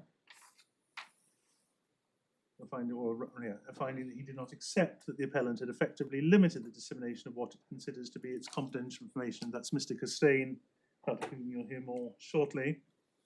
And then the judge's reasonings in relation to the fiduciary claim also carried over to the contractual claim, C361, 363. Now, there is a lot in those findings which I just summarised, and the appellant has to overcome them. But apart from Demor and the settled intention, there are no challenges to the findings of fact. So my learned friend is then left with an evaluative exercise to say that in light of all the evidence, in light of the legal position, and said, as of yesterday, there's perhaps more between us than I'd anticipated. He says, nonetheless, this is a clear case where the judge was wrong in his finding that there was no breach of duty, fiduciary duty, no breach of contract. I say that is a very, very high hurdle to overcome, given the nature of the evaluative exercise in question given the lack of challenge to all those findings I have articulated. I say that if those findings survive, grounds 1, 1 and 2 almost by definition fall away. And the reality is go that back to it, but doesn't Sorry. Mr. Chastey only have to persuade us that that there was a settled intention at the earliest of the dates the judge indicated, mid-December? That's all he has to persuade us to do on this appeal, isn't it? To establish breach of fiduciary duty. no, with respect not, because the settled intention is an indication, maybe a very good indication, but not a determination of a breach of fiduciary duty. For it to be otherwise would be to go against the absence of bright lines, see Foster Bryant. And that's why I said yesterday, we recognise that it's maybe a useful exercise to undertake. We don't criticise the judge for doing it, but we say that that is cannot necessarily a determining factor in each case. Is that because you say, well, somebody could have a settled intention to leave, but do nothing about Exactly. it? In other words, I hate this place. I'm absolutely determined to get out Yes. of here, but I'll just grit my teeth and get on with it. Yes. But you can't But- say but that's as the soon case as you- here. You can't say that's the case here. No, but in terms of analysing the relevance of settled intention, we would say it's really neither necessary nor sufficient. Yeah, you need to look at what's actually done. Yes. But if you're doing stuff Yes. with a settled intention of leaving and Yes. setting up a competing business, the likelihood is that at some point you're going to transgress the line. Undoubtedly, that would increase the prospect of a positive finding. Well, what we have to consider here is, do the two directs, should Mr. Blanchfield and Mr. Montaldo, from mid-December, have told the claimant that the other one was planning to leave? They each knew that the other one was planning to leave. And should they have told the claimant that when they were there, when they had set up a competing structure and were setting up bank accounts, speaking to the SRA and speaking to third parties? Should Mr. Montaldo have said, by the way, you should know Mr. Blanchfield is intending to leave? I'm not entirely sure that was the way. Mr. Chastey kept on saying seems to be overwhelming to me. But is it that you only need to disclose that if the fact of somebody intending to leave and set up a competing business, which in fact they're perfectly entitled to do, causes a current or anticipated risk to the best interests of the company, or put the person into a position of conflict? Well, I would put it slightly higher than that. For a start, the duty of disclosure is not a freestanding one. It's an aspect of the duty of good faith. I took it to the authorities yesterday. I say if the activities undertaken by people do not transgress the line, because they are purely preparatory in that sense, and I say that almost by definition, it cannot be a failure, the duty to disclose, to articulate that, whether oneself or another, if the underlying facts, preaching on my Lord Justice Snowden's points, do not themselves engage the duty. So I'm just sort of thinking how far this goes. If I'm a director of a company and I overhear a senior employee in the pub saying, "I hate the place. I'm going to leave. I just want to get out." Am I in breach of fiduciary duty if I don't report that immediately to the board? One can't give an absolute answer. It would depend upon the circumstances. Had there been anything said beforehand, whether the individual was intoxicated in those circumstances, etc., etc. It's very difficult to fix a bright line rule. But tweak the facts. You overhear the senior employee in the pub saying it, knowing that he is a key man, and not only is he saying it, but then you make some investigations and you find that he set up a company, he's opened bank accounts, he's applied for registration with the relevant regulatory body, he's going to funders. You're saying you wouldn't, in that stage, be under an obligation to tell the company that your key man was about to jump ship? Well, a director probably would in those circumstances do Why that. isn't that the case here? because in the situation your lordship has just given me, the director is not party to it and can only see as the worst case scenario and has to react in relation to that. While here, the two individuals who are the ones doing the work, they know that there is no trading. They know they don't intend to trade until the end of their notice period. They know they have no clients. They know they haven't yet made up their mind exactly which market they're going to target. I say, if they're facts, as I'm inviting you to say, do not cross the line, they are permissible ones in the absence. The line is very, very much further back than I've always thought it was then. But as I said, but if you look at it, in some cases there can be actual competition, albeit in exceptional cases. That's how one has to analyse. And the question is here: was the judge entitled to fix the line where he did? That's the real question. Not to say that this court wouldn't have reached a different decision. That's not the test. I mean, the point being that it's I think we saw in some of the authorities you took us to yesterday that it is accepted that the strictness of fiduciary duties are not unaffected by considerations of public policy in this area. Exactly. And so that's Falston revived in Foster Bryant. Yes, other cases subsequently have criticised Balston, but not really on that point, really on to do with the disclosure aspect. But the public policy point is one can get simply from Foster Bryant. It's a classic instance of the law having to grapple with two competing principles or policies. Fiduciary duties on the one hand, freedom to trade and compete on the other. That's what makes these cases so difficult. I say that in a detailed judgment, the judge reached a decision he was entitled to on the questions of liability. I don't think that the case was put on the basis that Blanchfield should have told the Hampsons about Montando and vice versa. And that's the note my learned junior has just handed to me to that effect. It wasn't.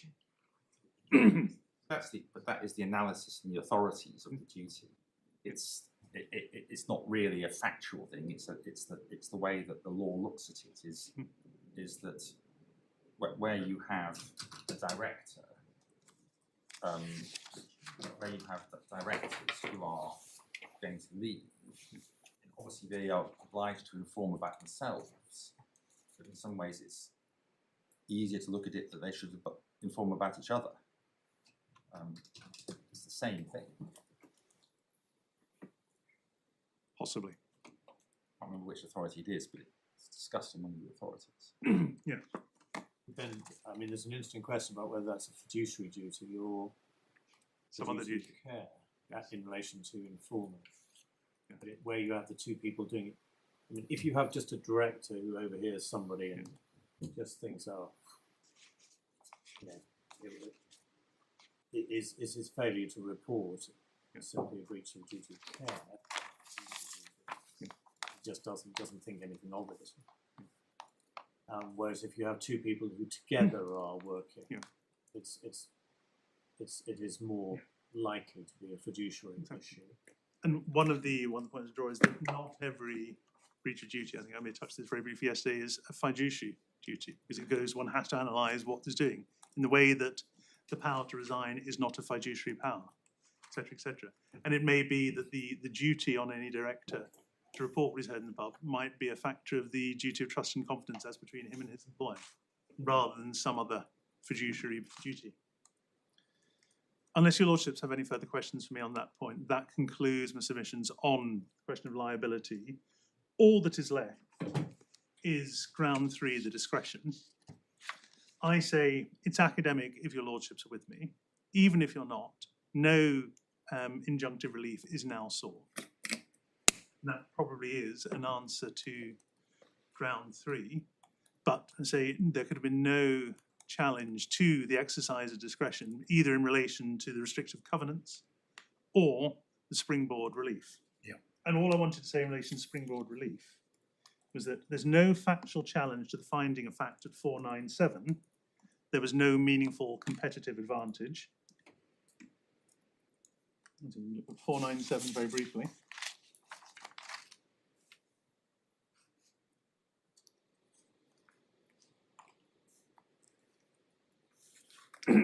absence any competitive advantage, there then is no basis for a springboard. We say the springboard cannot be a blanket one. This is the exchange the court had with my learned friend yesterday. It has to be tied to the advantage in question, which has been generated. And if the advantage here, for example, were only Demor, then the injunctive relief would have to be limited to that advantage. In terms of the length of the springboard sought, my learned friend, I think he slightly downplayed his submissions yesterday. 474 of the judgment. You will see some 5 to 6 lines down, my learned friend contended there's a good case for 3 years or 4 years. Springboard relief. I say that is optimistic on any basis. Absolutely no evidence for that whatsoever. But that was what was being sought. So there is, if you have regard to the judgment 486 onwards, having properly directed himself to the law from 482 onwards, at 486, there is a careful analysis by the judge as to whether or not he should grant springboard relief. I say that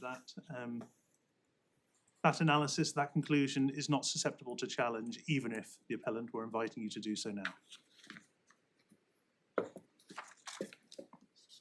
I intended to leave disposal at the end, but I dealt with it yesterday. You have the court has my point in relation to CPR 52 brackets 20, 2 limbs. 1, you cannot remit an unpleaded claim. Even if you could, you should not in these circumstances. Given the care with which the claimants marked their ground by reference to the Aldi store guidelines and elsewhere in this case, of the prospect of bringing another claim, if that's what they're minded to do, that's how they should do it. Rather than remit a case back on the prospect that the appellants will amend to bring in a claim for damages, whether in relation to the insurance premium or whatever, which simply doesn't exist at the moment. I've taken rather longer than I anticipated. I apologise for that. I'm now going to hand over to my learned junior. Yes. Yes, Mr. Baker. Lords, thank you. A question arises as to where my learned friend Mr. Chasty's concession that he no longer seeks an injunction leaves the respondent's notice. As we understand it, the appellant still asks this court to make a finding that an injunction should have been granted, and so we continue to address the respondent's notice nonetheless. Of course, this only arises if the Lordships conclude, against our primary case, that the judge's reasoning in refusing to grant an injunction was wrong in law. In that scenario, we say the clean hands doctrine should have prevented relief being ordered, and this court should declare as much on the basis of the judge's findings at first instance. Was this a point that was argued in front of the judge? Indeed, and that's conceded in my learned friend's skeleton argument at, I have the note here, paragraph 12, page 300, I'm so sorry, page 377 of the core bundle.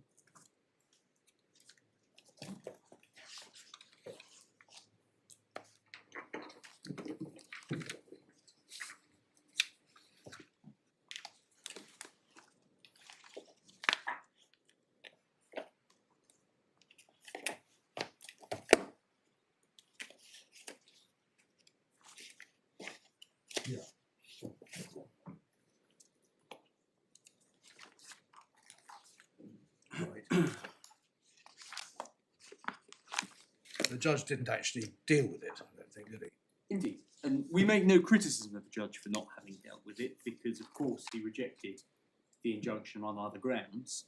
But seeing as this court's being asked to find that an injunction should have been granted, this is the opportune point for us to say, no, it shouldn't, on the basis of an argument. And that would require us to exercise an original discretion, presumably.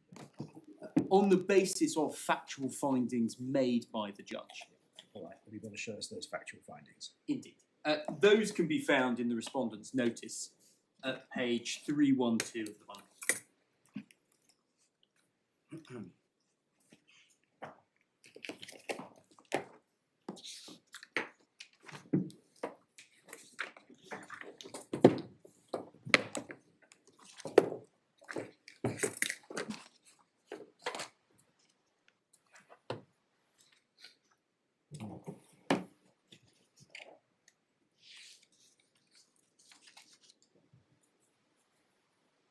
I just get the bearings. The dealings with Mr. Costain all relate to the period ending in 2021. Indeed. And the period we're talking about in relation to your clients is August 2022 onwards. Indeed. So it's a year, more than a year before. Indeed. What we say fundamentally is that when looking at a Springboard injunction, you look at the competitive position that has been gained by... No, I don't think that's right. Because your respondent's notice point assumes that but for clean hands, an injunction would have been granted. Therefore, there was some sort of competitive advantage which, but for the principle of clean hands, the judge would have restrained. And you say no, because of the clean hands principle, he was entitled or should have refused an injunction, even if otherwise he would have granted it. We say that the competitive position gained by the appellant was partly gained by its unclean hands vis-a-vis Mr. Costain. Well, yes. And if we look at the judgment of Mr. Justice Haddon Cave, and that's at bundle 7, tab 41 of the authorities bundle. Bundle 7, tab Tab 41. 41. This is Demor, is it? Indeed. Right. So just so I've understood before we look at it, you're saying Springboard injunction would have been granted by the judge on this hypothesis to protect the competitive advantage, to protect the competitive position of the claimant against the unfair use of a springboard by your clients. That's the hypothesis. And you say yes, but the competitive position of the claimant that would have been designed to protect was itself founded on misconduct. That is much better than I put Well, it. no, I'm not sure it is, but it's just the way I've understood it. So, right. But that is precisely the point. Yeah.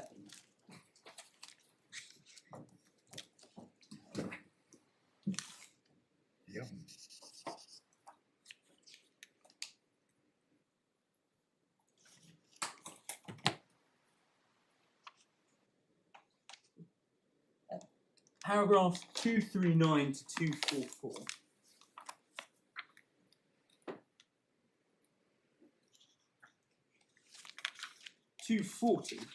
To deprive the wrongdoer of the fruits of his unlawful acts. And as indicated by my Lord Justice Snowden, if the fruits from the wronged party were obtained by unclean hands, we say that should deprive the wronged party of any relief. That's reading a lot into 240. That's not dealing with that at all. Indeed. It's more like 244, isn't it? Indeed. I mean, you're saying the aim is to restore the parties to the competitive position they each set out to occupy and would have occupied but for the defendant's misconduct. So you say, well, assume the defendants have misconducted themselves. That's the hypothesis we're in. When you're performing that restoration position, you shouldn't ignore the fact that the claimant's competitive position has been founded on some wrongdoing. Precisely. Right, that's what you're saying. You think that's the approach that should be adopted. Precisely. The But question. none of this What comes from findings have you got of wrongdoing? All you've got is a judge saying he didn't think he'd been told the whole story. We've got that. We also Have you got anything more? Indeed. We've got an admission of dishonesty. And we can find the admission of dishonesty with regards to the London Bridge. And Yes. surprisingly, perhaps, it's in my learned friend Mr. Chasty's skeleton argument at trial, supplementary bundle, page 316. Yeah, the judge commented on that. He said he found it surprising that Mr. Hampson didn't see anything wrong with that. Indeed. But it's notable because it relates to one of the allegations made and the basis for a Springboard injunction. So if I can take the court through it. Page 316 of the unagreed bundle. or the supplementary bundle, and we're looking at paragraph 147. Sorry, which page? 300 and? 316.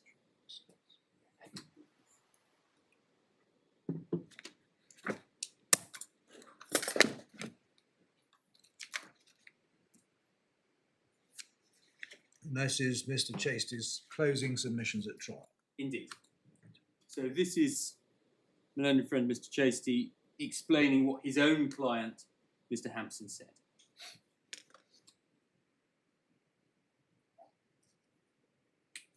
Yeah. And then we go to the London Bridge allegation in the judgment. And it's worth saying, an admission of dishonesty to big up the department to try and get someone interested in investing a lot of money is an admission of dishonesty for financial gain. Pretty serious, and that's the basis on which this company was operating. We can see in the judgment how London Bridge becomes important. Page 97.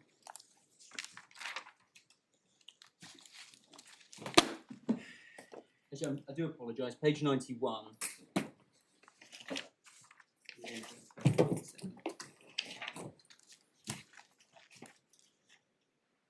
Paragraph 97 on page 91, I do apologise.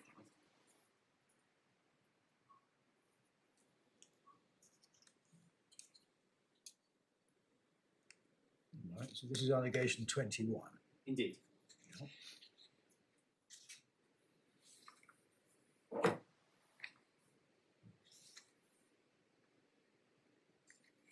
So, part of the basis for applying for Springboard relief was that documents were taken by Mr. Blanchfield, or alleged to have been taken,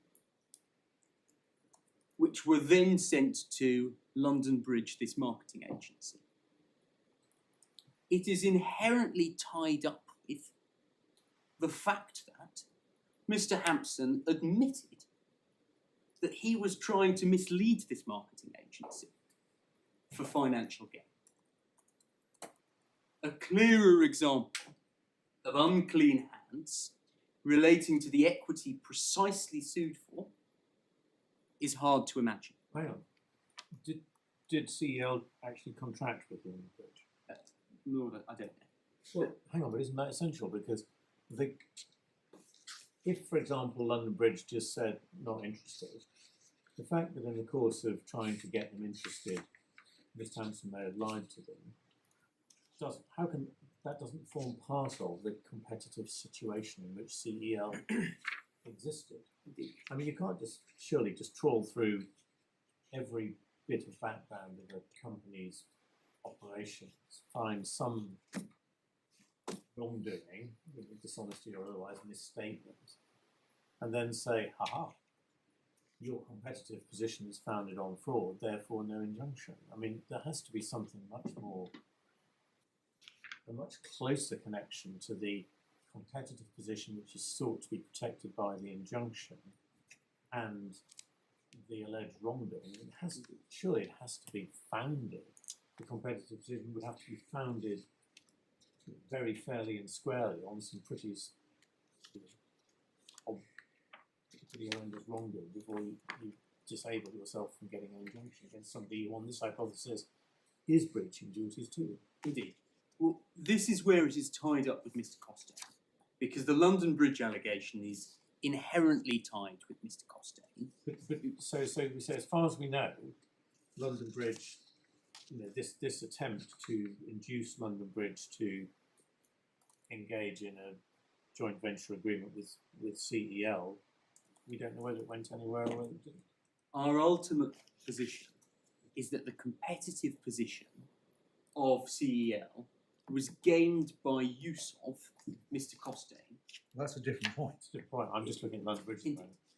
And we're focusing here on the unclean hands on the basis of making a misleading statement to a third party. But all you've got about Mr. Costain is the judge wasn't satisfied he'd been told the whole story. You've got no findings. we've got quite a few different findings, which I can take the court through. And what we say is the judge's ultimate finding that he hasn't been told the full story, he hasn't been given full and frank answers about it, we'll go through them, goes to another instance of unclean hands, which is not being straight with the court. And we find that in UBS, we also find it in Fiona Privilov that I've handed up, that where a party comes to court, doesn't comply with its disclosure obligations, isn't full and frank with the court, then that can amount to unclean hands when that party... Sorry, can I just go back? The statement that was made to London Bridge was, I've forgotten the exact statement, but it's something like, you know, we've got a senior person signed up as a 20%. Yeah, it's paragraph 179. Indeed. Right, okay. So are you saying that that statement was true or untrue? It's untrue. Untrue. So they didn't have Mr. Costain signed up, da-da-da-da-da-da. So their business is not built on the back of some secret deal with Mr. Costain. Or was it built on misleading representations about Mr. Costain? But if it was misleading representation to a third party, London Bridge, I go back to my question to you.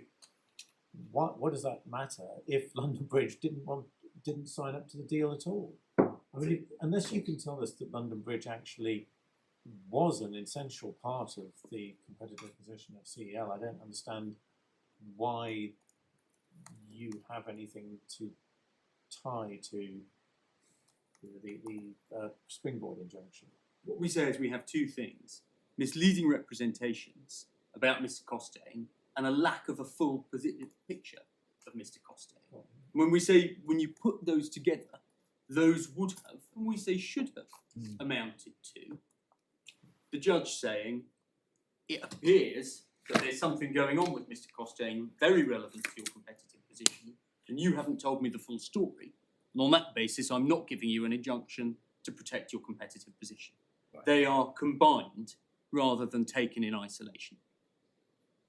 If I might then turn to Fiona Privilov just to make the point. This is approved in UBS, which is in the bundle. But if I can refer your lordships to the wrong one. Paragraph 20.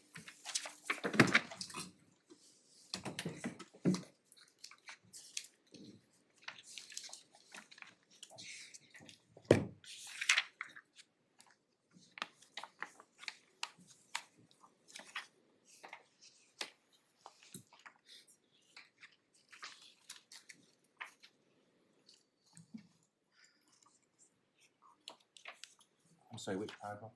Paragraph 20.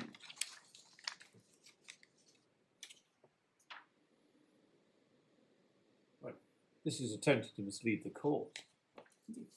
And so we say that the findings made by the judge, as noted in the respondent's notice, the failure to be frank, to give the whole picture, amount to the same for the purposes of the clean hands doctrine. Misconduct in the litigation. So forgive me. What is it that what is it you say the claimants should have said about Mr. Costa? If we go to the respondent's notice, we can see the judge's concerns listed with regards to the paragraph numbers.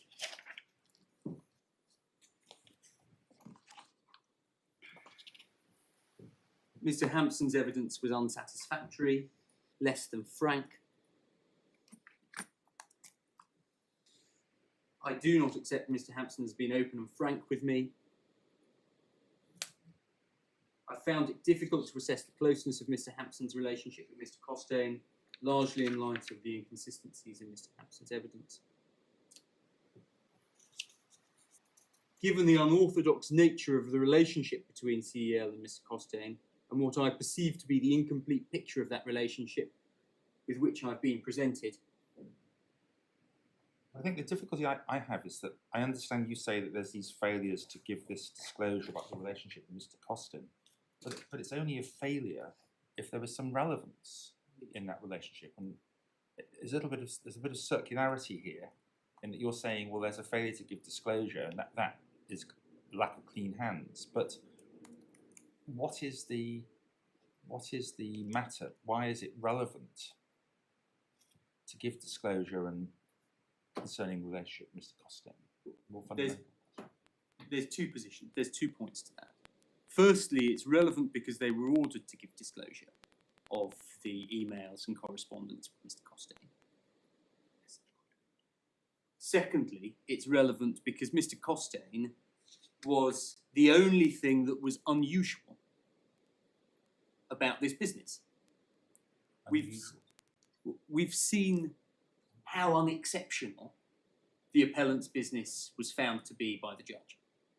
We've seen that it was work done by non-legal experts, by solicitors who weren't specialists, without hiring any fraud specialists. Work done by non-lawyers on the basis of information available online. Nothing exceptional about any of that. But the competitive position and advantage that could be gained by having a head of fraud at a major bank is exceptional, we say. And I can take you through the very unusual findings about Mr. Costain, on which we say the competitive position of this business doing work that was very ordinary can only have been made exceptional by this very unorthodox, in the judge's findings, relationship with someone who the judge was given a unclear picture of. Well, that's an inference, isn't it? We say it's an inference that I mean, the judge's findings about the nature of the business was that there was a vast market. It wasn't at all difficult to get into it. You didn't need any specialist knowledge. precisely. So what's Mr. Costain got to do with this? What finding of fact have you got that the business depended on Mr. Costain and his contacts in order to thrive? And I also noticed that Mr. Justice Andrew Smith seems to have taken the view that this sort of allegation has to be pleaded, which it wasn't.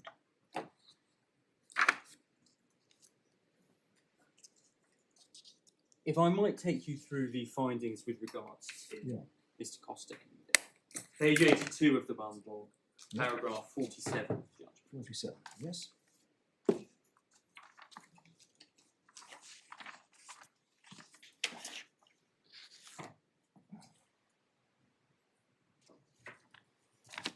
Yes?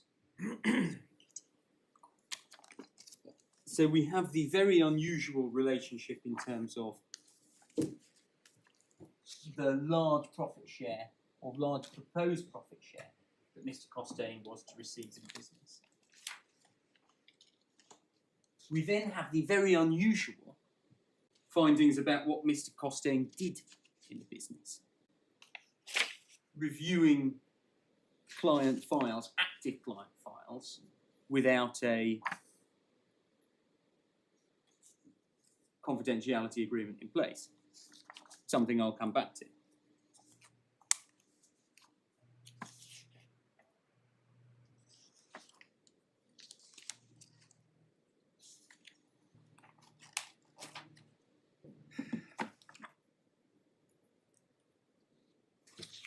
Is the high watermark of this what's said in paragraphs 57 and 58 of the judgment? I mean, if Mr. Costain was just sort of freelancing and giving a bit of his expertise on Saturday mornings to train the staff, some people might think actually there's nothing wrong with that, in the sense they're hearing from somebody who's sophisticated in the industry. He might be better if he'd have told his employer he was doing the RBS that he was doing it. But is the real gravamen of this, 57 and 58, that Mr. Costain, are you suggesting that we should be finding that Mr. Costain was passing inside information at RBS about how RBS had breached its duties to its customers in a way that would render it liable to be the target of a litigation from CEL's clients? My Lord, paragraph 221 we think is probably the high watermark of the judge's findings.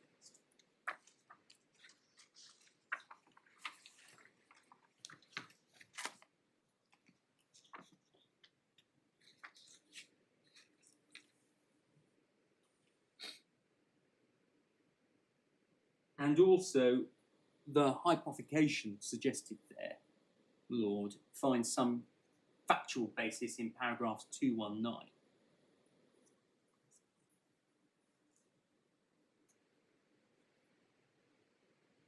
So you said the high watermark is 221. What? High watermark is that what? That CEL breached its own client confidentiality provisions in sharing some material about its own clients with Mr. Costain. Indeed. So that's what you're not suggesting that what the it's not 57 and 58 that's the high watermark. Taken together, I think that 219 and to 221 are factual findings made about 57 and 58.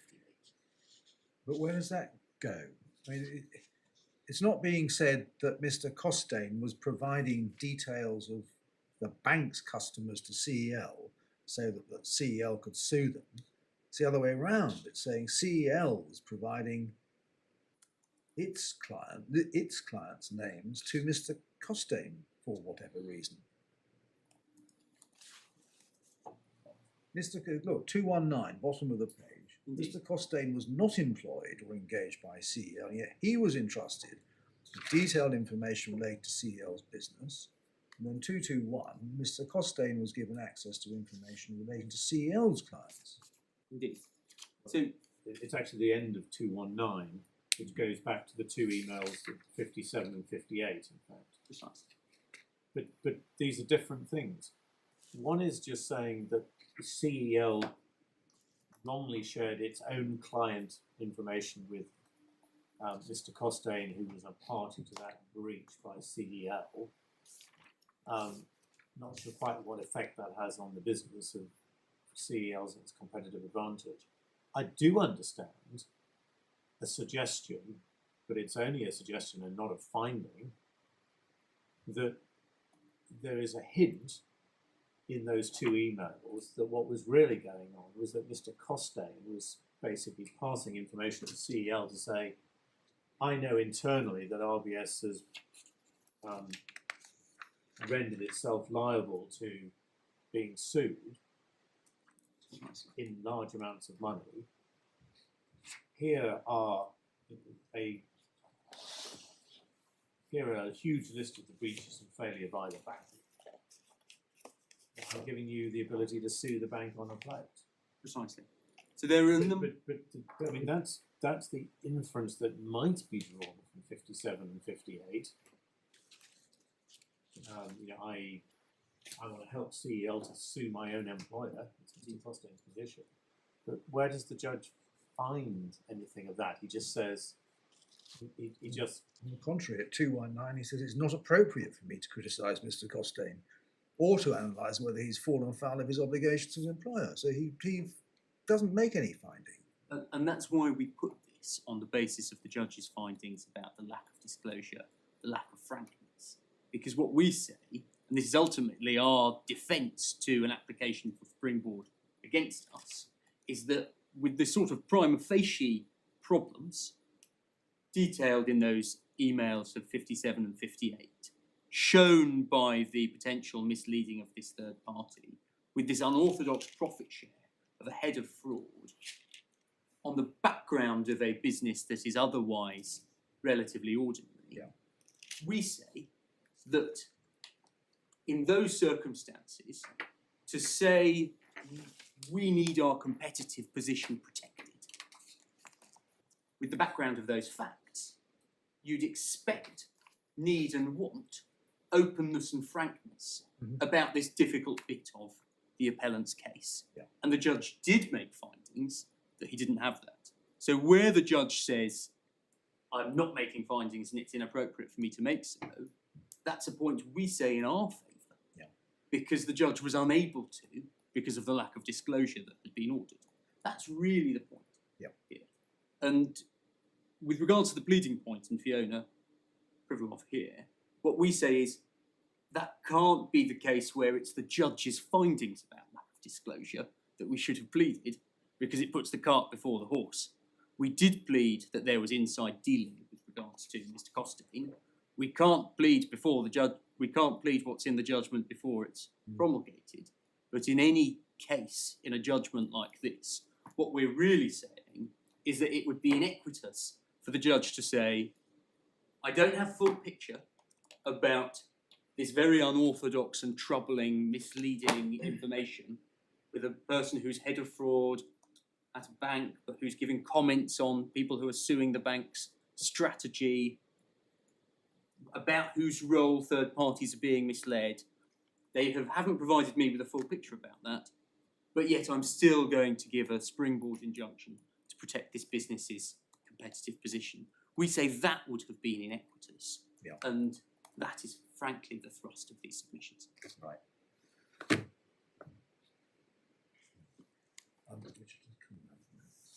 Thank you Thank very you very much, Mr. Baker.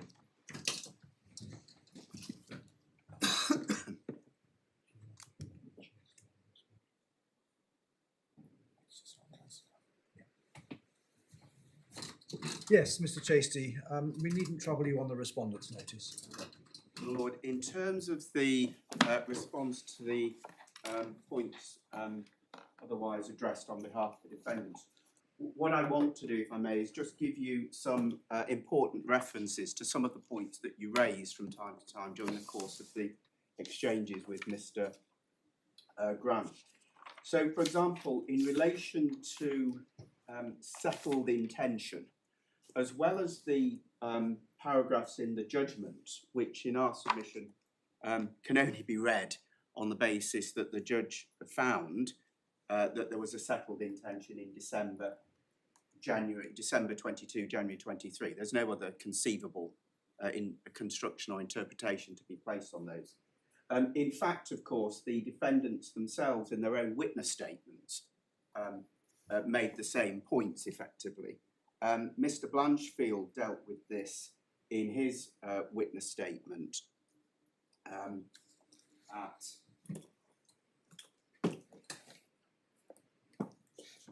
give me 1 second. Mr. Blanchfield dealt with this in his witness statement at page 203, at paragraph 223. Yes, that's what I referred to, I think. Lord, it is. 223. Myself and Mark decided to hand in our notice on the 10th, but we discussed doing it just before Christmas, but opted not to do it, being the holidays. So, on their own case, they had their settled intention. It was only Christmas that stopped them doing what they should have done. And what happened between Christmas and resignation?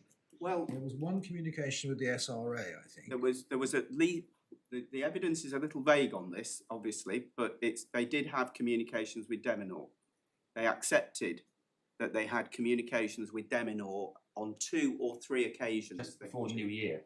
Yeah. He said. They said between the 16th of December letter and the 20th of January MOU, there were 2 or 3 Teams meetings.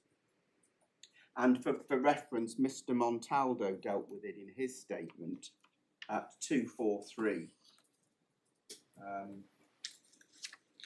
At paragraph 93, in mid-December 22, even though we didn't have an SRA authorisation or indemnity insurance, Tom and I felt it was now appropriate for us to resign. Right, so that's where mid-December comes from. It would seem so, although the judge with respect talks about December and then he talks about mid-December, but certainly mid-December is what Mr. Montaldo says. It's paragraph 93 of page 243. So the evidence from the defendants themselves, if settled intention is required, is pretty clear. We say on this question of settled intention, I won't repeat all the points that I made yesterday, of course, but it is remarkable that all these things were done. We all know them now, I don't need to go through the checklist, without there being a very clear, firm intention in our submission to go. All they were waiting for was the green light from the SRA and others. They were doing everything they could to put matters in place. In terms of Demor, just to deal with this quite quickly, my friend says it wasn't pleaded. We didn't become aware of Demor until disclosure on the 10th of March. It's right that it's not specifically pleaded, but that's not a point that the judge had any concerns about in his judgment. But equally, what is quite significant, and this was a point that I was at pains from time to time to stress, is that I did cross-examine both of them at great length in terms of Demor, and partly the reason for that was because Mr. Blanchfield, in his own witness statement, and this is back in the bundle again at page 190, Mr. Blanchfield had seen fit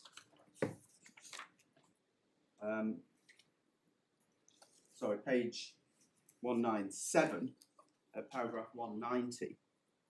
I won't read it all, but you can see there's a sort of mini chapter heading, Demor, and he spends paragraphs telling us about what it was he was doing with Demor. So he didn't have any problem realising, when it came to preparing his witness statement, that Demor was something that he should address and deal with.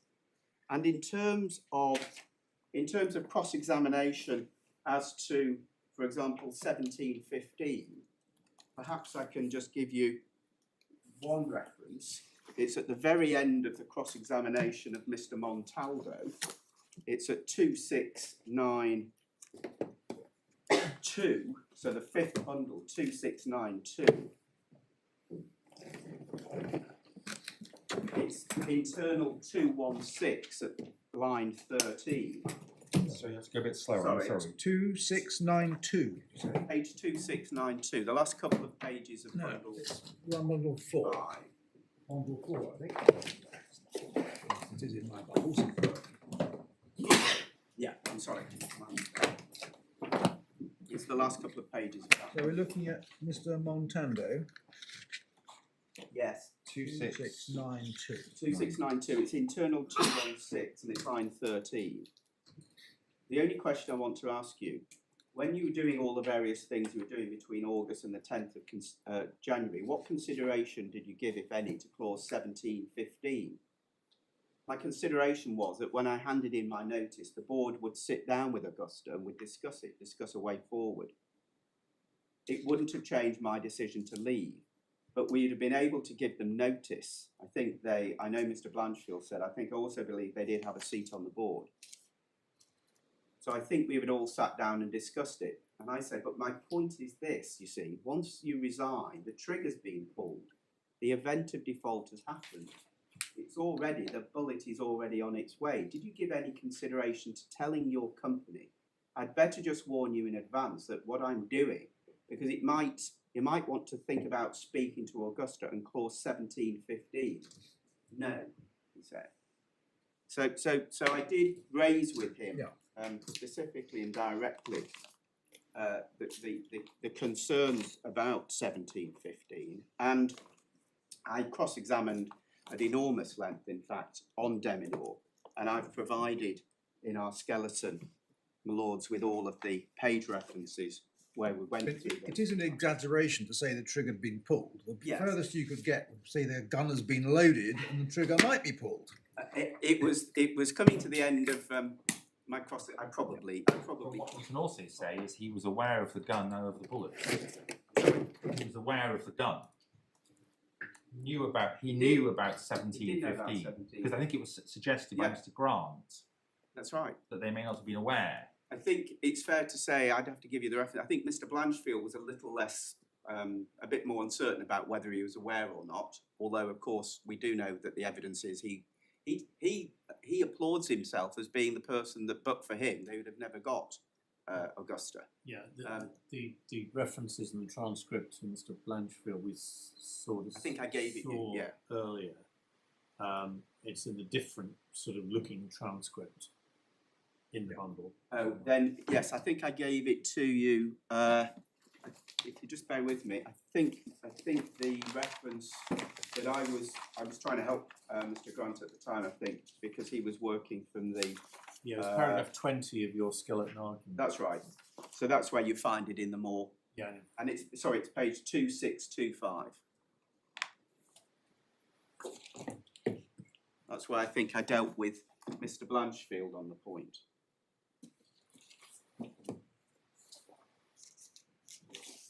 So, so there was extensive cross-examination. Can I go back to another couple of points briefly? Yesterday, when Mr. Grant was talking about Midland and the irrevocable intention, and then you're required to tell your company what you're going to do, the Lord Justice Lewison took that point and then summarised a position which Mr. Grant adopted and said, well, they formed the irrevocable intention and then they told, and then they resigned on the 10th of January and they told the company what they were going to do. And Mr. Grant was happy to accept that short summary. That is not quite all the judge said. I can give you the paragraph references. All the judge said, and these are paragraphs 64 to 68 and 286, is that they said they were going to set up their own business. He didn't find that they said that they were going to set up their own competing business. And indeed, their evidence, if I can just take you to that, their evidence actually, on its face, shows that what they were saying in our submission was clearly misleading at the time. If you go, please, to Mr. Montaldo's own statement at page...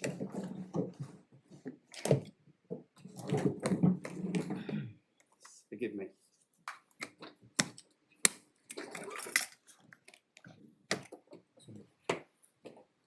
Paragraph 66 of his statement at page 237 is evidence in chief. This is just a preliminary point.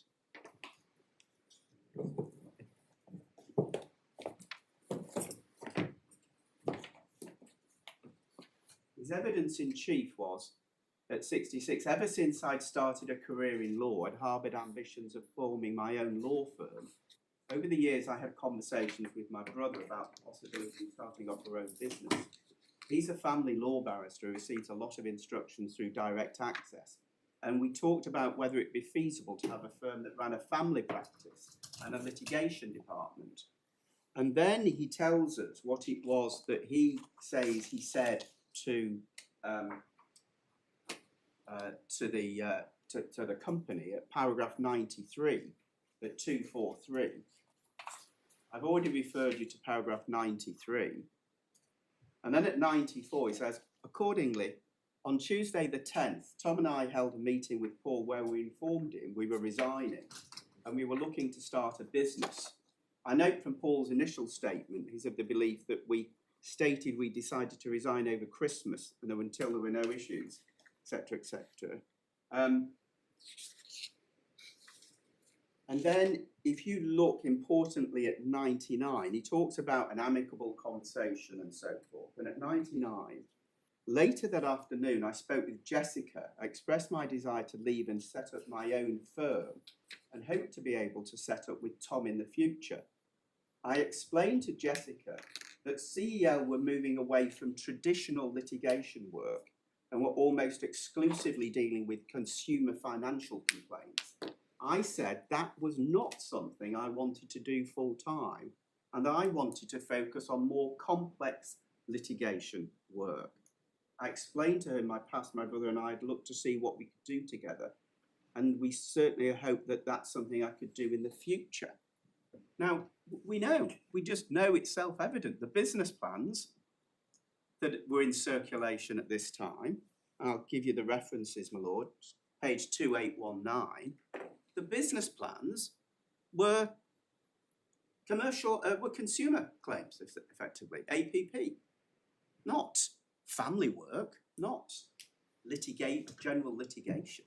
So in terms of just to take the point that whilst they chose to resign and whilst they might have told, there's some issues about this, there's disputes about what they said, but even on their own case, they didn't actually tell the truth. Why does it matter?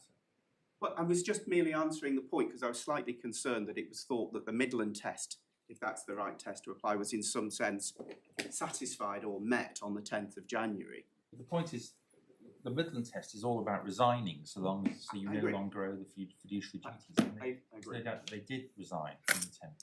I agree. I was merely making a point that I was slightly concerned was regarded by the defendants as a good point. But I wasn't sure from the letter that you read to us from Mr. Montaldo whether he did actually resign that day. That's the date of his letter of resignation. I can't remember. It's what I think it was regarded as being But an he said immediate, he was immediate going to effect. resign. My Lord's recollection is better than mine. I'd have to perhaps look at that again. But I think everybody's He must be- proceeded Sorry, it must be playing from Company's House when he resigned. as a director. Yes. I can check that. But I think everybody's proceeded on the basis that it was 10th of January. But it will at least be clear from Company's House when the company considered he had resigned. Quite. It's And when the it, company that would have made the filing. Did quite. he, presumably, I assume so. did he sign it, or did he sign a form? I don't think there's any evidence Mr. Montaldo dealt with the formalities of his resignation. You were going to let us see that letter. Yes, I'm sorry that it's not available. But, And what about Mr. Blanchfield? How did he resign? again, it's a letter, but I imagine the details It's are rather very much important. brief. It's rather important when they resign, isn't it? It is, of course, and I'll have to make sure that those documents are with you as soon as possible, later today. But you accept they resigned on the 10th of January. That's our position. Yes, that's my understanding. I think that's the judge's finding. Yes. Now, just a couple of other things, my lord. Also, it was said, and this I think was in context, and it also is in respect of the judge's findings about rudimentary steps. Mr. Grant took my lords yesterday to the Berrylands case, the case of His Honour Judge Hodge, and again, Lord Justice Lewison observed that insofar as His Honour Judge Hodge had set out the test, as it were, that you couldn't take steps that made you ready to go.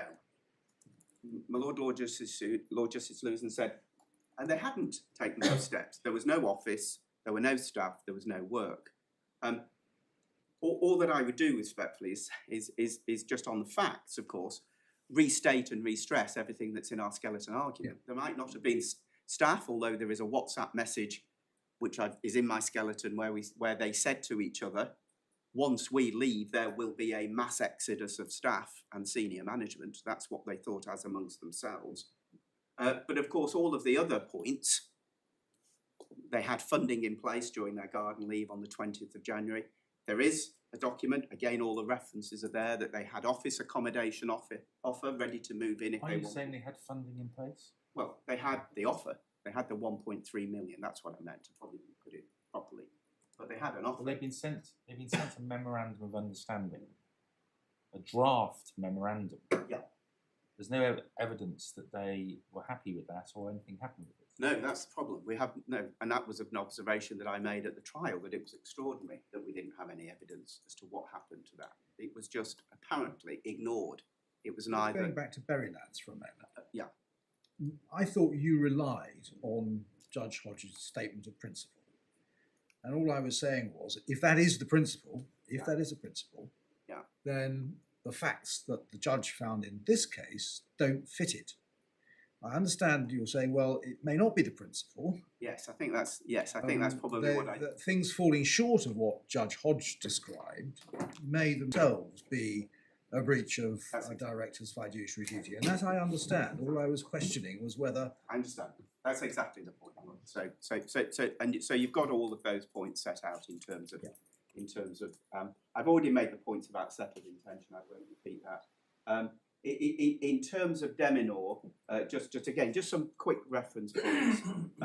It's also of some relevance that the evidence from Mr.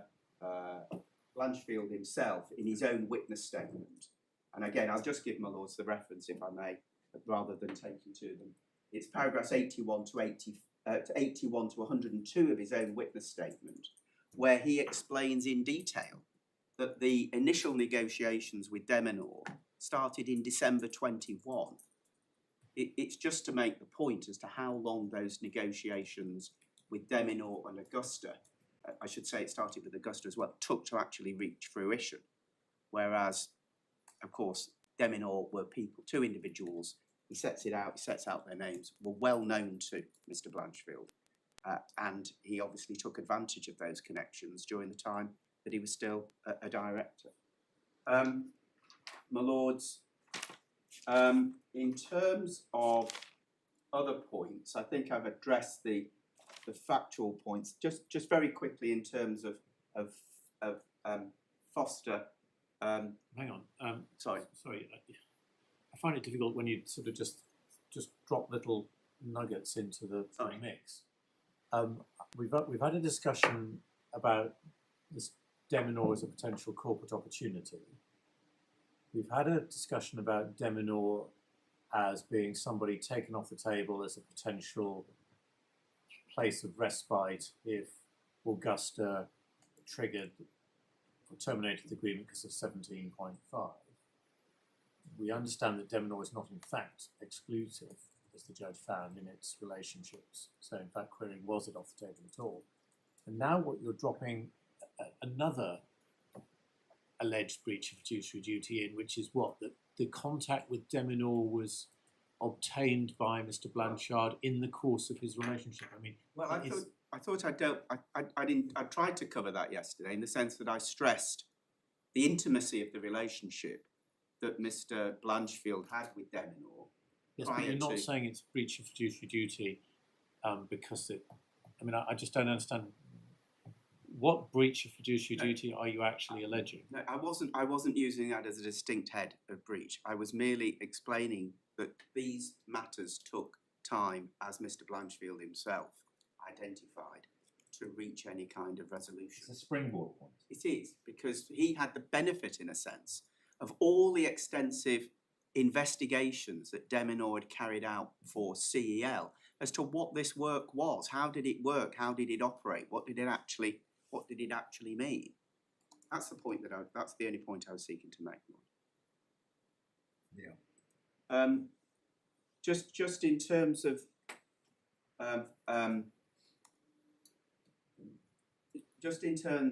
my friend's contention that Bolston has been approved in some way by Lord Justice Ricks, without taking my Lords to it, he deals with it in paragraph 60 of his judgment, but he deals with it in the context of effectively just carrying out a review of quite a large number of cases and reviewing the outcome of the particular cases themselves on the facts of those cases. One can't take in our submission any kind of recognition of particular approval of the Bolston case, that in any way in our submission, if this was being suggested, my Lords might contend or feel is in some way binding or of a particularly high persuasive authority for my Lords. If my Lords feel that you have to address the Bolston issue head on, if you were minded to do so, that's my only point. And when you look at 76 to 77, you won't find the approval that Mr. Grant seemed to contend for. The other authorities that he referred to in our submission don't really have any great anxieties or concerns for us in terms of, for example, the duty of disclosure not being a standalone distinct point. We're quite content with those approaches. So far as any other points are concerned, you've had my submissions, so I won't repeat them in respect of most points. The only one I think I should just mention, if I could have 2 minutes, it may save my Lords having to come back. How long do you think you'll be? Less than 5 minutes. Oh, fine, then carry on. It just again for reference purposes, in terms of OneDrive, you'll find the relevant passages, just so I can give you the references, of cross-examination on OneDrive in respect of Mr. Blanchfield at 2597, 2665 and 2666. And Lord Justice Phillips was right, if I may say, in describing my intended and deliberate approach to the cross-examination on the OneDrive. I had evidence which, I've made my points in our submission, was perfectly admissible evidence. What weight should be attached to it is a different thing. But Laura Hampson and Paul Hampson had given evidence of fact in our submission, which had not been challenged. And whether it's right or whether it was wrong, the decision was taken, and I made the point at 266 when Mr. Gilroy at stages interrupted my approach. I made the point that in the absence of any challenge to the factual evidence which we had put forward, I wasn't going to cross-examine evidence in effectively through Mr. Blanchfield. The judge didn't express any contrary views to any of that, and he merely said the question of admissibility can be dealt with later, and that's what we did deal with. And with respect, we would say it was Mr. Gilroy. Again, it was his choice. It was Mr. Gilroy who did not choose to cross-examine. He didn't say, I better cross-examine just in case, because I don't have a ruling on admissibility yet, and I do it on the basis that I reserve my position. He chose to take that stand. Lord Justice Snowden made the references to the pleadings on this, and I also stressed that in respect of the amendments, it was the GDPR point. It was not the breach point. That's what we were seeking to amend, not these issues.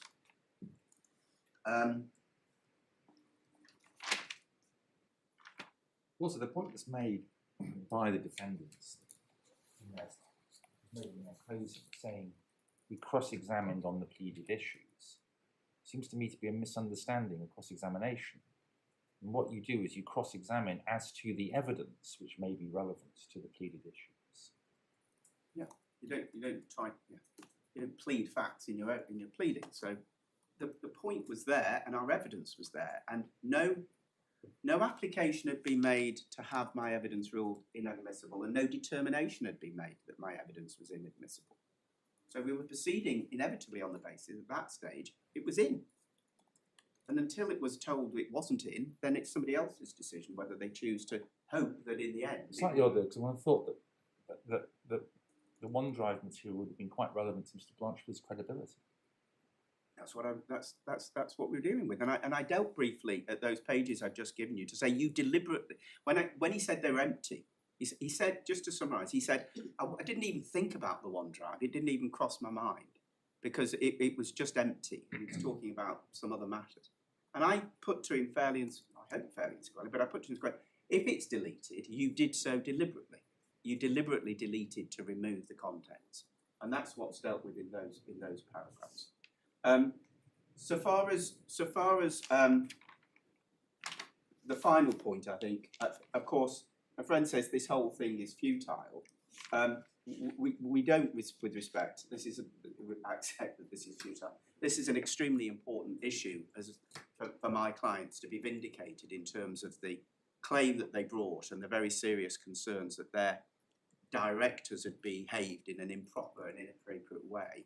And my clients lost at first instance and have been heavily penalised in costs.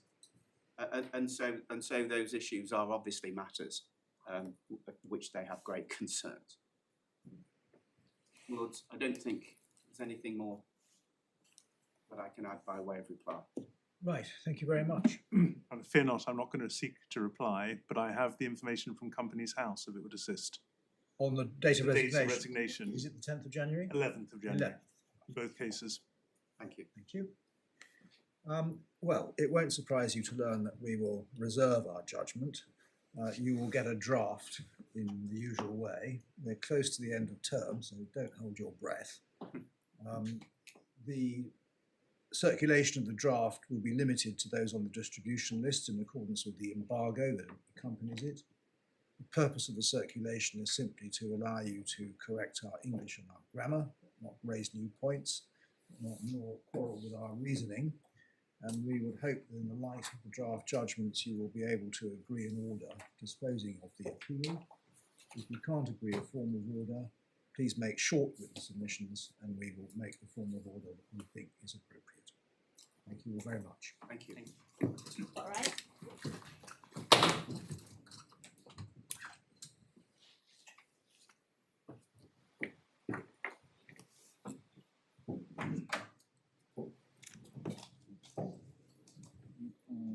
She's come right.